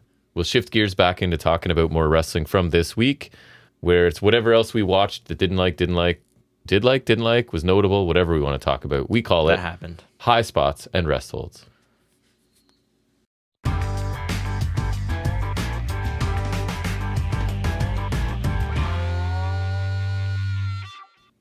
All right, starting out with Monday Night Raw, I watched a little bit and some highlights, so I might know what you're talking about. What was good from Raw this week?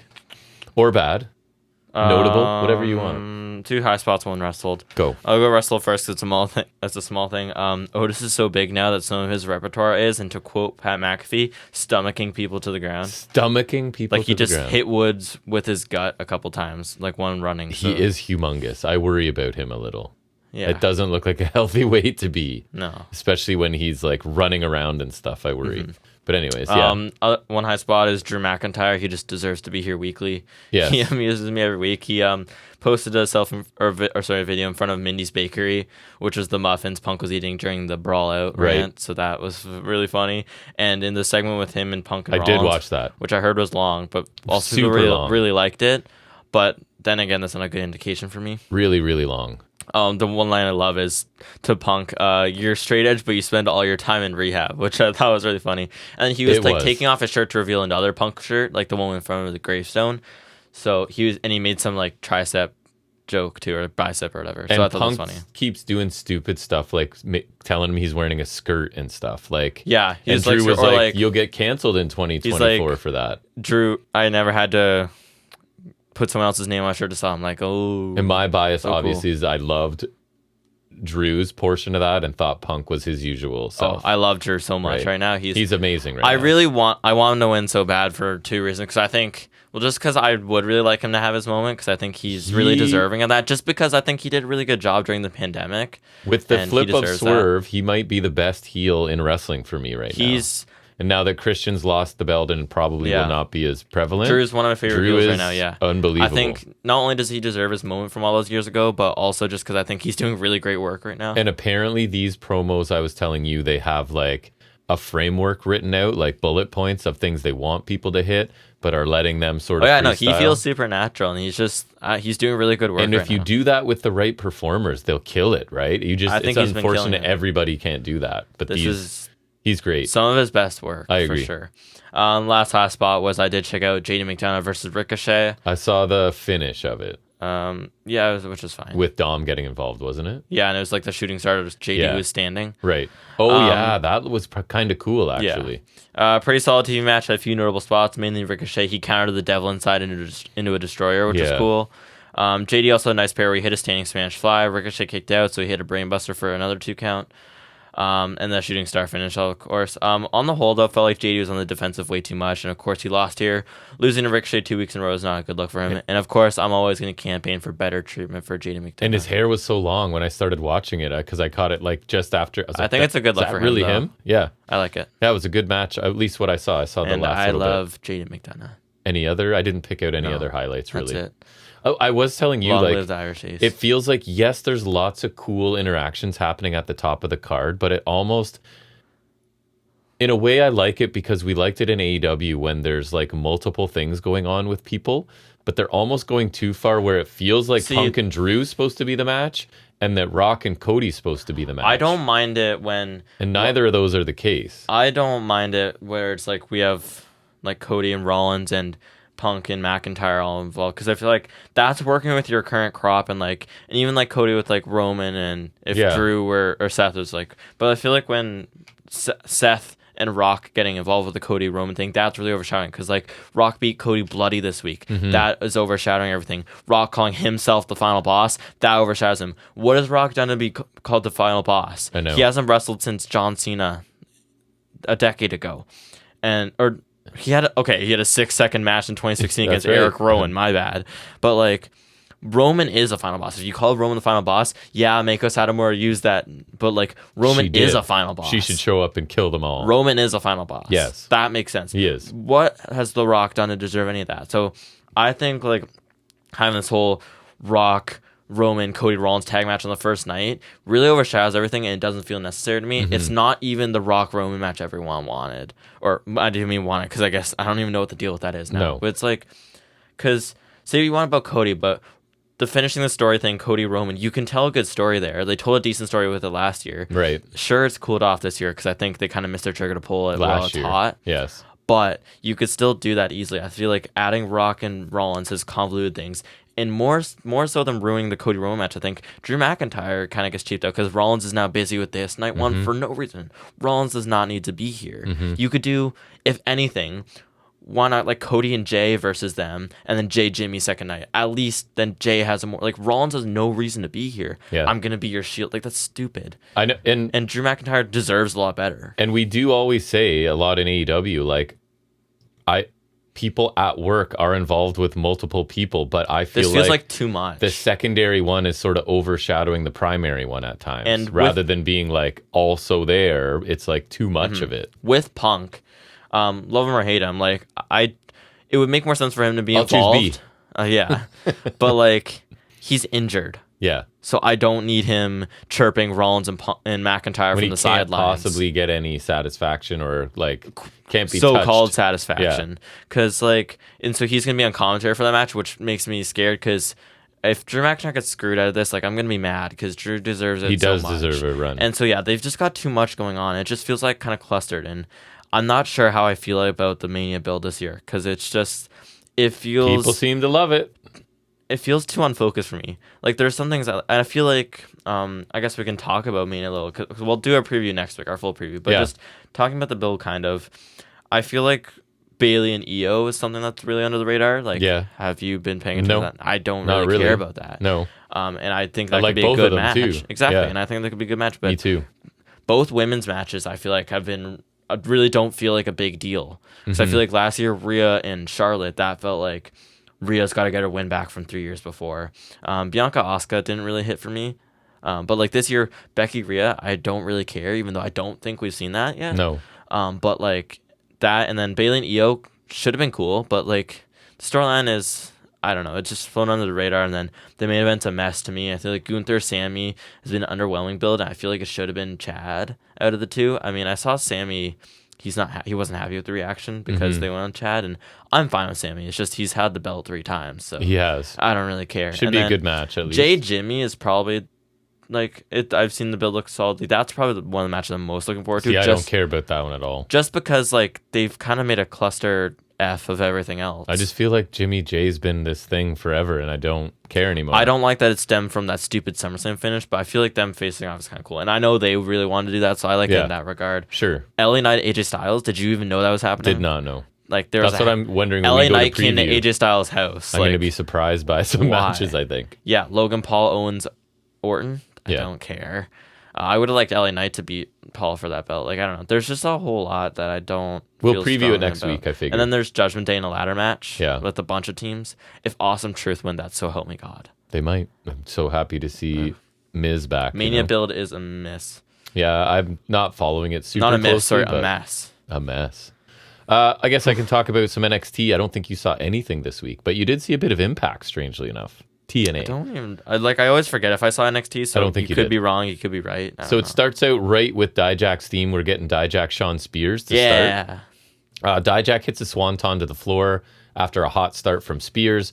We get a falling splash from the second rope, like in the middle, not in the corner by Dijak, that I thought looked kind of cool. And I'm thinking this is heel versus heel, right? With very little. Kind of, yeah. I feel like they might be trying to get Dijak to be face somehow. They just need to like get rid of that gimmick, and he could do something else. Or that it's like they're keeping that gimmick but having him say funny stuff. I don't know. Anyways, I guess we'll see. Sudden avalanche release German from Spears. We see Gacy under the ring, and he takes Spears' chair back under the ring with him as both of the competitors are out on the floor. And I think the story was that Spears went to look for the chair later, but it wasn't there. But I didn't notice that at all. Commentary were hitting that point so hard that I feel like they knew it wasn't super obvious too, right? Like, so anyways, I didn't notice that, but I guess that was part of this story. Dijak gets hit with a code breaker as he's coming back into the ring. Discus boot by Dijak for a near fall, and the crowd's pretty into this match. Spears counters the Feast Your Eyes. I don't know what it was exactly, but Vic Joseph let us know it wasn't pretty. It wasn't. High Justice from Dijak for 2. Super kick, Feast Your Eyes. Dijak wins this match. I actually, I'm not loving Sean Spears, but I thought this was a really good TV match. Got a good amount of time. Sean Spears. The crowd really got into it. Steady action. Everybody, each man hit some cool looking offense and good aggression. Heel dynamic didn't help, I don't think, but I thought the match overcame that and was really entertaining. And I'm not loving Spears in his return, but I have to give him credit for a good match here. What do you think the ceiling for each of these guys is in NXT? North American. Contender, title, winner? I think for both of them, contender and title at most. Yeah. North American Dijak, maybe NXT title contender. They need to work on Spears' character. Yeah, both of their Spears under a different character. Fair. I think he's got more potential because I like him. This was a good match. I was happy. Roxanne is shown watching footage of herself in NXT, and she's basically embarrassed by how hard she tried to do everything right. She lets us know that version of her is dead, but her heroes got her nothing, so she's her own hero now. Basically, this segment was that following the rules and doing everything right didn't work for her and got her nowhere. But as soon as she started breaking the rules and attacking Lyra Valkyria, now she's got a title shot, which is a fair point, I guess, right, from her perspective. She said she has no feelings toward Valkyria. She's just the woman holding Perez's title. And, of course, Roxanne thinks she's going to win at Stand and Deliver. Shocking. I thought this was a vast improvement from her recent slowly turning heel, which is kind of what I was hoping for, right? When she goes full heel, I hope it's better, and it is. I like her logic here, like, taking shortcuts is getting me back to the top faster than trying to do things the right way. So she's not perfect, but definitely more believable now than she was a few weeks ago doing this. And honestly, she and Lyra are two of the best women in this company. It's one of the few. So the match should be good. Realistically, challenge Lyra too, because the talent pool is not overly deep in NXT. There's this big divide between, like, you've got a few veterans like those two and like Davenport and whatever, and then it's a lot of new people, right? Who are you leaning towards for Stand and Deliver without saying your pick right now? Lyra retaining? I don't see not Perez. I don't see her with a big chance. Yeah, I don't know. It feels like Lyra is almost ready to move on, though. So is Roxanne, I guess. Yeah, Perez, I feel like has had her time too. So yeah, I don't know. We'll see. Hank and Tank are going to audition to be the host of Stand and Deliver. So are Blade and Anafe, and Andre Chase is just walking out of his audition, and Metaphor are going in. As Vic tells us that everyone wants to be part of Stand and Deliver. Why do you want to host a show? That just seems so lame. And especially when your job is to wrestle. Out of all of these groups, it better be Metaphor, because the rest of them I don't need to see, and it seems kind of tailor-made for Metaphor to do, right? Which, spoiler alert, it is them. Yeah, I knew it was. And I think they're the best choice. If they're not going to be in a match, so I'll cover that now. Like, I guess they're always entertaining, so put them... Especially Noam Dar. In NXT, that's a good spot. Has to do this host thing, they feel like, so I think it's a good spot for Dar as well. Thea Hale takes on Jasmine Nix. I was expecting this to be a dumpster fire, but Nix hit a couple cool things, I'm not going to lie. So Hale's on fire early. JC Jane distraction sort of changes that momentum. Nix with a decent looking back elbow, I thought. I said I'll need to see it again, but I thought it looked pretty good. And then she does like this falling Pele kick to the head, which I thought looked cool too. And then some sort of painful looking submission where she has both of Hale's arms pulled behind her back. Jane then takes Chase's towel, throws it in the ring, and Chase has to climb in to get it before the ref sees it. And the ref turns to catch him in the ring, sort of, and sends Chase and Osborne to the back. Jane gets up on the apron, tells Hale that she was never her friend. Nix with a roll-up. I thought it was going to be over because they love the distraction roll-up. But no, just a near fall. And then Hale counters that into a Kimura, and Nix taps pretty quickly. And because she's got a little extra edge now, Thea Hale won't release the hold, and she actually snaps Jasmine Nix's arm here. So Izzy Dame, Kiana James come down to beat down Hale, and then obviously you got Jordan, Kalani Jordan, and Fallon Henley show up to even the numbers. So I don't know, man. I thought Nix did a couple cool things, which is more than I can say for a lot of the rookies that wrestle these quick little matches, right? So I'm a little bit intrigued. We'll see what she has. And I'm guessing this sets up a trios match for Stand and Deliver.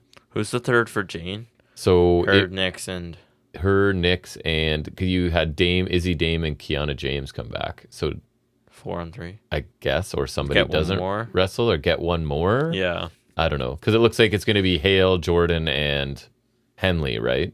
Mm-hmm. And then I guess we'll see. A whole lot of inexperience in that match, but could be fine, I guess. Prime Target, it's in 3 parts. about Trick and Mello. Jack was here for a bit of this, actually. So you saw a bit of NXT. I forgot. You got Booker T, Randy Orton, CM Punk are all in this sort of talking about this feud between Trick and Mello. And the recap for this first part. Oh, yeah, this I did see. It really focused on recent events. Lots about the Mello heel turn and after, but not a whole lot before that, I thought. It's like interesting. They're sort of like shortening their lengthy history and just going like, here's where Mello turned. And it's kind of like all from there. But it's the first of 3 segments tonight, so we'll see. Oh. Alpha Academy are working out, and they're basically saying they're going to beat Corbin and Braun tonight. Lola Vice has her open challenge. She talks ahead of it. She says no one can handle her. She's the complete package. Whoever comes out now will get put to sleep. It's actually a theme song I recognize, which is rare, but I'm not happy about it because it's Natalya. And what was Booker's first comment? Why is she dressed like that? And I don't know if he meant like in ring gear, but it was kind of odd looking ring gear. So I think he was just like, I didn't understand. Anyways. No, that's valid. It's Natalya, Lola Vice. Natalya targets Vice's arm. I thought Vice's kicks were looking pretty good tonight. She counters the sharpshooter into an ankle lock, but Natty gets a rope break. Back fist by Vice for 2. Petrovic comes down, hip attack by Vice to Natty. Natty ends up winning this with a roll up. I honestly didn't think it was too bad. They kept it pretty quick. Things happened and Natty looked better than she does sometimes. So, I'm not a fan of hers. So this wasn't painful. There's your compliment. Spears is in the parking lot. Gacy throws his chair off the roof because he forgot to give it back to him. And Oba Femi steps on it. So I don't know if this is foreshadowing something or what it was, but nobody died and it was in the parking lot. So that's a win, I think, right? No one got attacked. That's true. There's are being chairs thrown Avoiding off in the roof, parking lot, too, is also a good one. Dangerous. We got a welcome back Sol Ruca package. She's after Davenport for taking her out for 9 months. We get some highlights of her in rehab and then her return where she attacked Davenport. She's pissed off, and next week is more than a match. It's payback for all of her rehab. She will snatch Davenport's soul. Remember the Soul Snatcher from that show? What was that called? What? Something. Remember the Soul Snatcher character in that cheesy wrestling show we watched? Oh, from the Kill City Cup? Kill City Cup. Yes. I do remember a little, yes. So anyways, I'm happy they're sort of developing Ruka a bit more. Instead of like the laid back beach girl, she's now at least pissed off that someone took her out, right? So it's a little bit different. She has a direct target to focus on and a little bit of, it's storyline history, but history nonetheless. So then Davenport gets an immediate response to this with Kelly Kincaid. She says that all of Ruka's social media activity won't help her in the ring. Fair point. Davenport is interested to see if Ruka's knee is fully recovered and that Ruka will be going back to rehab. So I'm assuming you can expect Davenport to target this pre-existing injury or this recently healed knee pretty severely in their match. And Davenport's believable as a heel. They just need to find more ways to get her bitchy attitude across because I think she's good at it. They just don't really invest. She's solid, yeah. They don't invest any time in her, right? Stacks versus Dragunov, that I was hoping for a bit more than we got because it was pretty quick. Stacks dominates early, steady smash mouth offense, I would describe it. And he starts going after Dragunov's right wrist. We get the eventual to Torpedo Moscow. Dragunov wins in just 5 minutes. And we see Tony right after the match telling Luca Crucifino to go find Ilya to invite him to dinner. Quick match. I assume we're introducing an injury angle for Tony to focus on this wrist that Stacks already softened up, maybe. I don't know. I guess because he wanted to weaken him in this match anyways. I guess so. That was the point. So Prime Target 2, it's now Trick is at home in Philly. We meet his Uncle James and one of his longtime friends. And we hear a bit more from Booker T and CM Punk in this as well. We get the classic training montage. Basically, again, another really cool segment. It helps make this feel like a big fight and like it is personal between these two. So I like the Prime Target. I feel like they could have kept it all in one big segment, but I think they used to, but Prime I feel like Targets they are did too. Because it was one of the few lengthy segments I always liked because some of them were awesome. I remember the Cole O'Reilly one. They were good. Braun and Baron Corbin are in the locker room. Corbin comments on Braun's tan, and Braun claims it's a real tan since he actually goes outside, I think implying that Corbin never does. Good for me. The Good Brothers interrupt. Hooray. They want a match at Stand and Deliver. They want their likely match to be a standard tag match, and they're going to take the titles from the Wolf Dogs. But Braun says they'll do their jobs tonight by beating Alpha Academy, and the the Good Brothers or whatever they're called, or the OC, they need to do their job in the 4-way number 1 contenders match. So I hope not. It was a triple threat. But I think they're 4-way now, so I don't know who it all is. But Ridge Holland in the ring to speak, and this was death. He's all somber. This was death. And he says he can't risk hurting himself or anyone else again. He hears all the comments. What comments? I don't know. It's taken its toll on him, and it's affecting his family. He's stepping away from in-ring competition indefinitely, and I noted there's a slight cheer from the crowd. Like, people were like, okay, like, I kind of am like, fine, go ahead, bud. No one cares about this, I don't think, right? Like, this isn't an established star to be like... Not even that long established at NXT. When did he come back? And why does he get a time to make an announcement like this? Since when does a guy who's like a low card, anyways, the whole story's been stupid. I'm a professional wrestler, a fighter who doesn't like hurting people. I don't... It doesn't make sense. I don't imagine anyone will miss him if he goes. There was some like begrudging thank you Ridge chants as he left, but like... What do you think the end game is? Thank you for what? He comes back as what? Some sort of remorseless monster, I guess, is my best guess. Maybe. Like, I don't care. I don't even like putting time into it. Bring him back under a mask and like have him just be like this. Or because so much killer. of it was Gallus saying you have no friends, is he coming back with friends? Like, well, no, because his friends were Pete Dunne and Sheamus, and Pete Dunne's now Pete Dunne, and Sheamus is absent. So I don't understand. There's not much. This has been a big miss, this whole Ridge Holland. And I was kind of open to it, right? Like, he's a guy that makes sense to bring back to NXT. I don't think he was quite ready for main roster. Yeah. He comes across really as a huge guy. I never loved him. So I don't know. And then they just did this, so it's lame. Lyra is talking about her path to the top, contrasting it with Perez's recent journey. She said that Perez was in fact beaten for this title when Roxanne couldn't climb the ladder to get it, because that's Roxanne's thing, is she's like, I've never lost. Heel logic, right? I never lost the title. Never got beat for it directly. Right. So the title deserves better than Roxanne. They could have been friends and training partners, but Roxanne let the title get to her. Lyra will retain, and she will do anything to keep Roxanne away from it. It's almost like the Paige obsession with Swerve, like obviously to a lesser executed degree, but like, I won't let you get near it, sort of thing. I thought she sounded good here. For me, the pre-recorded focused segments are when Lyra they always sound and a lot better. of them sound better, right? For sure. Because Lyra can be hit and miss, but when it's like, here's a specific target and we can redo it if we need to because it's recorded. That's been the case a lot of the time. Agree. Duke Hudson versus Josh Briggs, and we get Dijak on commentary, which I thought was a surprising choice. Just not, I know he's involved with them, but that he's not a good talker. It's his weakness. But anyways, I didn't really notice much of him on commentary. Hudson gets a Samoa Joe corner Uranagi early, and then he hits a Hurricane Rana, which I know he's done a few times, but it's still surprising from Duke Hudson to me. He hits his outside in German. We come back from a break, and Briggs is in control with a side slam and a splash. Briggs superplex. Hudson gets a black hole slam. Briggs wastes some time looking at Dijak, ends up taking a power bomb. Briggs hits one regular clothesline and then his finishing clothesline, and it's over after about 10 minutes.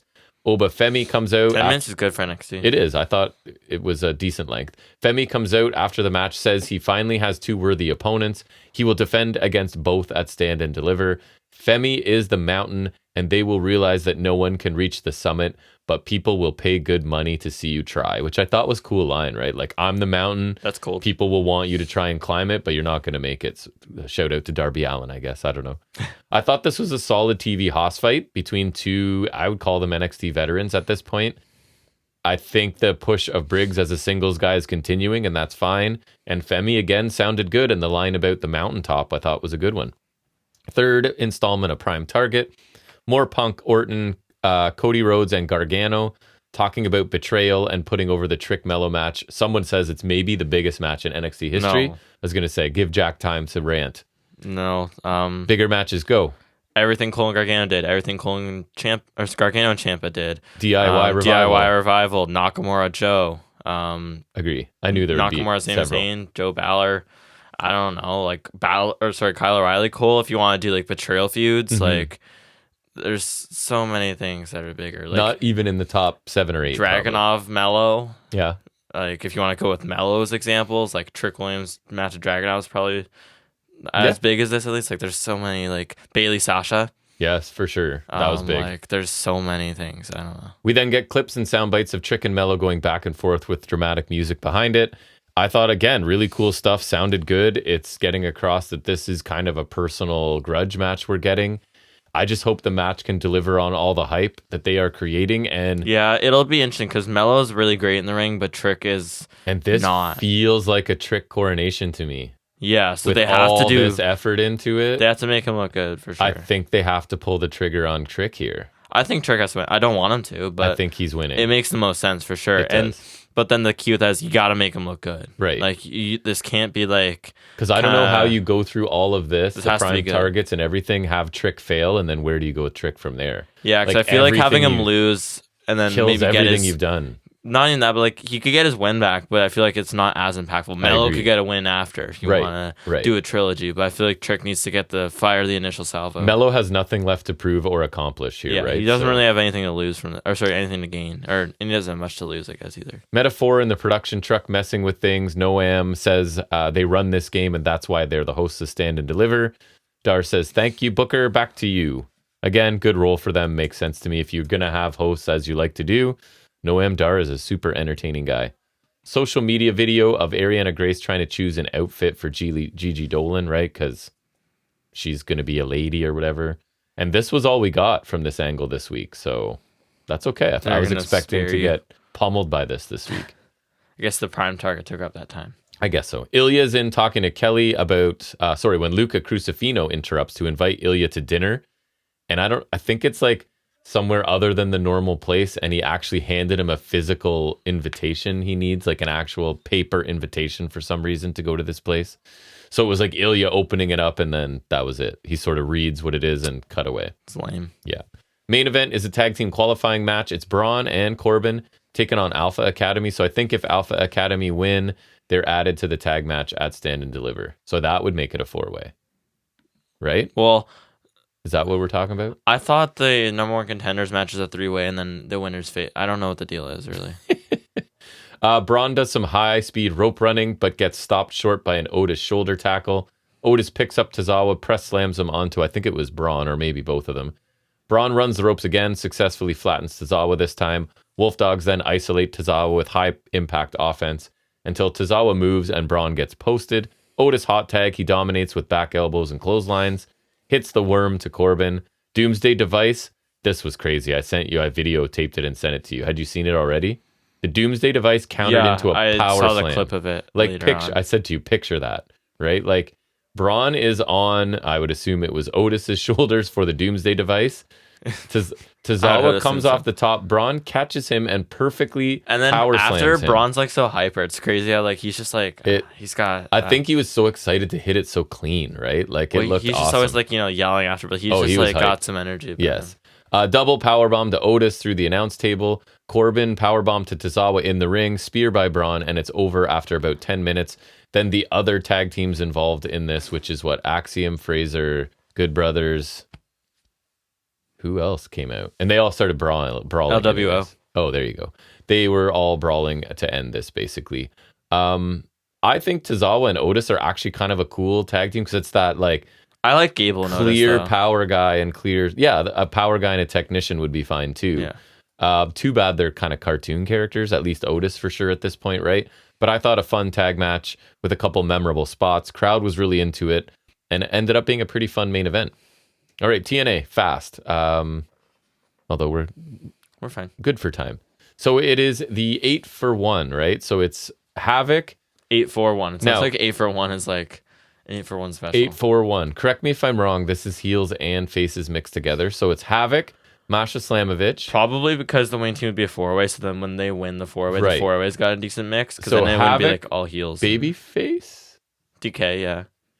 Masha, not sure. Kind of. I'd say lean towards baby. Alicia heel. Jody Threat face. So maybe you could classify Masha as like a heel, or in between at least. So that works. That's one team taking on Rosemary. Face. Zaya Brookside face. Ash heel. Danny Luna face. So very few heels in this. I guess then either way, because I guess it works out. It makes sense to me, kind of. So it's an 8-person tag, and then the winning team will face off immediately in a 4-way. I didn't remember that it was right after. I thought it'd be like next week or something, but it's immediate. So Slightly different set this week. You saw it. Yeah, the tunnel's in the middle, and then like got 2 screens, which I think looks better. It did with the tunnel in the middle. Yeah, just makes more sense. The tunnel felt kind of like tacked on when it was just on the side. It did. I don't know if this is the first week of the new look, but it's the first one I remember. So I wouldn't know. Ash's guy, I forget his name. Do you remember? Oh no. He comes out, says that the Destiny promoters. Ash had some work done to her face, like Botox and whatever, and that it can't be touched for 72 hours. So she has like the comedic like bandage around her whole head, basically. So she won't be in this match. So sorry, this super hot free agent you brought in is avoiding number 1 contender matches. That's the gimmick. It's like Eva Marie when she wouldn't wrestle. Right, that's exactly the vibe I got, is that we're going to keep delaying, although she's wrestled already. You know what's funny? Neither of them can wrestle. Correct. Anyway, Steph DeLander, FKA Persia Parada in NXT 2.0, who I kind of like, she replaces Ash in this for whatever reason. We get a nice delayed vertical suplex by Danny Luna to Alicia Edwards. And my random note, where's Kylan King? Remember how much I was liking her? And Taylor Wilde. She's just gone. But I don't like Taylor Wilde. I know, but like the King whole was gimmick like killing was it. just gone. Where they were the witches. The Coven. Right. So that would have been a tag team. That'd be 4 teams. She's someone I would be pushing is Kylan King. So I just realized like there's 8 women in this match, and I think Kylan she's King's awesome. And where did she go? Anyways, I told you saw it. A dark crowd, looked like a small venue. It was in Philadelphia. Like looked really small. I swear, some of the indie wrestling I go to 20 minutes from here is starting to get a bigger crowd than that, which is crazy. Luna does a cool rope-assisted blue thunder bomb to Masha. She then counters a Masha suplex into a roll-up, and it's over pretty quickly. Like, there was not a lot going on in this match. I thought Luna looked okay. So that means we get Zaya, Luna, Rosemary, and Steph DeLander in a 4-way now immediately. So Masha is mad, and I guess she is a heel because she attacks Danny Luna, takes her out as the other 3 that are left start out as Luna's been taken out on the floor. DeLander avoids a spear from Rosemary, knocks Brookside off the apron into Ash's face. So Ash freaks out and runs Zaya into a ring post. And then the ref throws Ash and maybe the dude with her out. Matt Cardona runs in here, hits radio silence to Rosemary. Which was, I mean, considering they try to avoid that, was kind of neat. And then DeLander hits a TKO for the win here. So I thought this was all way too short. I kind of like this match concept, but they like blew through this, and I'm okay with seeing DeLander back. I think she's a decent fit for TNA, but like here she is and she wins, and like we just have nothing about her really, which is great for their division if someone's just walking in and winning. Right. So I don't know, man. Anyways, and I'm not that thrilled to see Cardona here, to be honest. We've done this before. If Chelsea Green wasn't in WWE, they could have had her and DeLander as a team, and then you'd have 4 teams. And Cardona just doesn't do anything for me at this point. He's fine. He's probably a good fit for TNA, but I don't. TNA or WWE. I prefer Myers to him, which sounds crazy, but Myers is more of a role. Anyways, this match just kind of existed for me, but I did like Danny Luna again, so I think she's quite good actually. Then we get these 2 segments back to back. I thought was weird. You saw them, right? There's some tension between the Motor City Machine Guns. Sabin's trying to have singles matches, and Shelly's like, oh, maybe I'll start to do that too. Didn't you both just come off of singles runs? You both had singles titles? Yeah, no, because Sabin just lost his belt to Ali, right. And before that, Shelly lost his to Moose. So Shelly's bitching at Sabin because he's like, oh, you're going off because he had 1 singles match, right? And he's like, oh, you're going above the group. So I was saying to you, not only did he just have the world title, but I was saying, like, this isn't AEW. They don't have trios titles. No. Whether this group is working together or not, one of them will have to go solo because there's tag titles and then there's a singles title. Unless you want to go Freebird. It feels like Shelly should be the heel. I think he'd do a better job with it. But I don't know. It seems Sabin weird. has to be opposite him in a program anyway, so you're going to lose either way. Then we go straight into a segment teasing issues with Ace Austin and Chris Bay, right? I did notice that felt really similar. I want to focus on the tag titles, and Bay's like, well, I'm good enough to do both. Like, go have singles matches. I'm like, what? How would you not put some air in between these 2 segments? I don't understand. And I prefer ABC together because I think they're an awesome tag team. Agree. I like and I would build the tag team division. So I just felt really weird placement for 2 very similar segments. Then I think you saw this. You did. GYV are in the ring to speak, and I have Jack thinks the audio sounds rough. Oh, it didn't sound great. Started to speak, the mic sounded horrible. And then you're like, why is Diener a face? And I'm like, well, that happened last week. He came out and like pandered away. Doesn't explain why. No, it doesn't. It just that's more exposition rather than reasoning. Diener comes out, says that Santino told him he can pick which GYV to punch in the mouth, but he's going to let the crowd decide because babyface. So they chant for both. So Diener attacks, a ref shows up. It's officially a 2-on-1 match. The veterans start out hot. Diener gets control of Gibson briefly. Ref distraction allows GYV to hit the grit your teeth, and this was over really quickly. It went exactly how it should have. The GYV should beat this guy really quickly, obviously, in a 2-on-1. They should be slotted well above Diener. So I'm wondering now, does Diener find a partner and we like run this back? I don't know. They used to team. I just want GYV to be above this and off doing better stuff. But again, I don't know if they're signed, so I don't know if they'll not, as far as I know. But so they won't get the push I am hoping for. Gia is talking to Nick Nemeth. Alex Shelley interrupts and he says he believes in Nemeth. He says he'll still be champ if Kushida hadn't thrown in the towel. So already a little dissension there too. Shelley's blaming Kushida for his loss. Nemeth says that once he's champ, he would love to face Shelley. Shelley doesn't want to wait. And Nemeth finally agrees. So if I'm Shelley, I think I wait. I would wait for the title shot. If he's like, oh, hey, Saban, I'm going to go on a solo run. Right. You just said you were going to, but I guess this will still be a solo match. No. I want to face you just cuz. Just cuz. Not for any real stakes. I want before you become champion. I don't want to face you for the title. Weird. Why? Josh Alexander heads to the ring to speak. He says Santino gave him an open contract for a match tonight. He calls out Hammerstone. Hammerstone does not show up, but Tracy Williams comes out instead. Says that if Hammerstone won't take the challenge, he will. I think Hot Sauce is a Philly guy, so he's probably around that area. So we do get Josh Alexander versus Hot Sauce Tracy Williams. And just a note, Alexander has no headgear since Hammerstone has taken it as a trophy after their last match. Starts out fast with holds and counters. They do that thing where I think it was Alexander suplexes Williams over the top, but Williams doesn't let go when they both fall to the floor. It always looks scary to me. That always gets a reaction from you. Alexander does. Alexander's in control early, but it's mostly like ground and pound stuff, not super exciting to start. William gets a run, including a superplex into a wrist lock.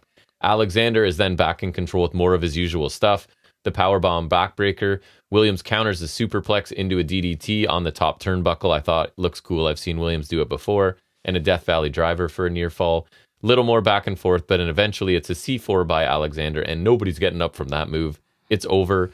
Alexander shows respect, like raises his arm, and that's when Hammerstone takes the opportunity to attack from behind. I thought this was a good TV match. The final few minutes were really good, just back and forth. Williams is a talented veteran. I thought he looked good here. Hammerstone is doing the cowardly thing. I like it. He avoids Alexander till the sneak attack.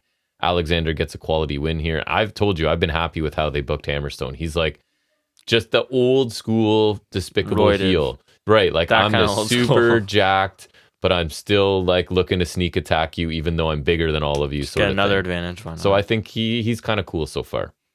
Mustafa Ali complains to Santino about Jake something being too big for the X division. Santino reminds him that it's not about weight limits and cites Samoa Joe as an example. Santino says it doesn't matter what one's name is. It could even be Rhino, and Rhino's right there behind, so he is going to challenge Ali. Where'd Heath go? Wait, Rhino? I think Heath is released. I think that was in my news a while ago. Rhino to get the point that it's not a weight limit division. But then wasn't that his complaint about Jake something? Yes, but no, Ali's not choosing that. Santino's saying it's not about weight limits, so you could even fight Rhino, and he will, because Rhino deserves a shot somehow. Horrible choice. I agree. Then we got Mike Bailey versus Eddie Edwards. So Speedball Mountain will face the system for the tag titles at Rebellion, so we get half of that match here. Bailey in control early. A system distraction allows Eddie to drop Bailey on the apron. Speedball takes over, strings together his usual crisp-looking stuff. His kicks look super stiff, almost like Eddie was like, go ahead and kick me, it's fine. System get involved. Seven takes out Myers. Nasty kicks from Bailey. Alyssa grabs Bailey. Eddie avoids the Ultima Weapon. Hits the Boston Knee Party for the win. Good match. Bailey looked awesome as usual. Lots of interference from the system, but that is their gimmick right now, so you sort of expect it. Don't think the titles are coming off the system, right? No, feels it like feels too this soon. is they want this group with Trent gold. and Speedball still feel kind of fresh. And too. this is like their evolution. They all get gold and look really cool in their suits and whatnot. Didn't Trent Seven wasn't in at hard to kill. I don't think so. Who's his replacement? 'Cause I remember there was like a temporary partner. Oh yeah, was it Laredo Kid? It was. Yeah, okay, I was gonna say. And it's funny because later Laredo Kid will come up here in a minute. PCO yells about Monsters Ball, so I guess that's what we're doing with Khan at Rebellion. Yay! Kaz quotes the Bible and applies it to his feud with Eric Young. Love that. He actually said Full Metal Mayhem. He said it right. He said ham. So good for Kaz. Full Metal Mayhem. And he says he'll match whatever EY brings and will up the ante for the betterment of the company because he is the king of TNA. Chris Bay walks in and he wants a match next week with Kaz, and he gets it. Not sure where that's going, but whatever. This was tough too. Top Dollar, or what is he? AJ Francis? That's his name. Yeah. He's in the ring with Rich Swann. Did you hear what their group is called? First Class? Awesome. Okay. Swan explains why he joined Dalla. Basically, he was tired of singing and dancing with Hendry, and only Hendry would steal the spotlight. Swan was with Hendry? What? So Dalla is just not believable. He's supposed to be this, like, I'm super wealthy and important and famous from other places, and now I'm here. And it's like, but no. He's not important because he's not anything. I wouldn't say he's famous either. He's not really good at rapping. And Swan looks like a little kid playing dress up standing next to it, because Dalla's a big dude and Swan is not, so it looks kind of silly. And they're trying so hard to, like, this was a lengthy segment explaining things that nobody cares about. And it's like a generic explanation anyways. The crowd didn't want any of this. Neither did I. Dalla has given TNA nothing since he's arrived. I don't know why they're like that. That's another thing that doesn't exactly make TNA feel big time for me. feel like they thought, oh, he can talk or whatever. But even his talking is like, I don't care. He can't really. Tough to get through this. Swan spoke for a really long time, but didn't say anything of interest. Sit-down interview with Tom Hannafan and Laredo Kid, which was unexpected. So Laredo Kid talks about his upbringing, his signing with AAA, his match against El Hijo del Vikingo, and then where he hurt himself and perforated his intestine, which sounds like a gross injury to deal with. He talks about missing out on the Digital Media Championship title shot at Sacrifice, but now he's coming after Crazy Steve and that Digital Media Championship. I appreciate any attempt to sort of add depth to the Laredo Kid because they haven't done that. I would say he's had zero. His English is not great, but it was good enough, and I'm glad he got a chance to speak. Main event was Chris Sabin taking on Macklin. Chris Sabin branching out on a singles career, you know. Starts out slow. Sabin eventually gets control. He starts targeting Macklin's left arm. Commentary point out Sabin being more aggressive lately. So is he the heel? Is Shelley the heel? Him and Kushida. Right. We got to get those, get that serious outfit. When it's Macklin's turn, he starts targeting Sabin's midsection. Sabin awkwardly misses a dive to the floor. Macklin hits. They even call it a Psycho knee. It's kind of interesting. The commentary called it that specifically. That is. Macklin sets up for the crosshair, but he misses it.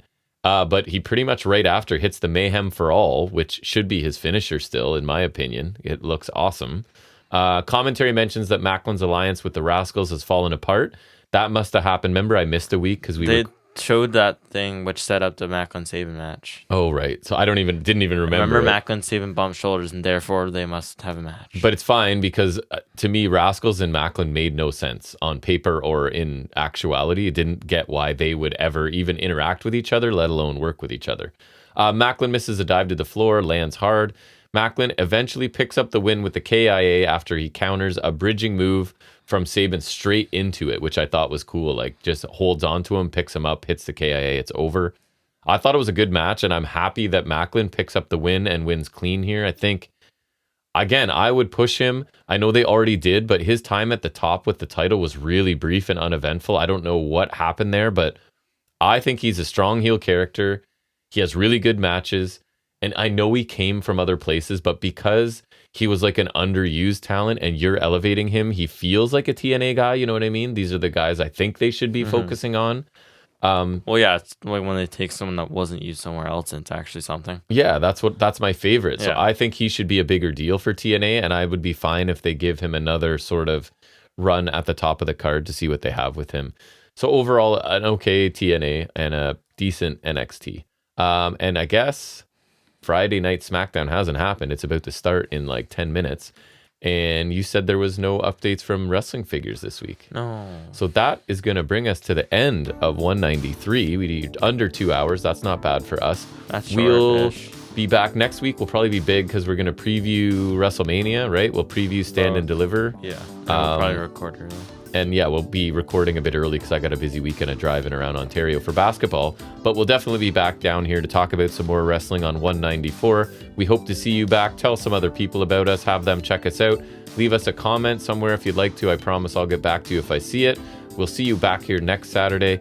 And until then, everybody, take care.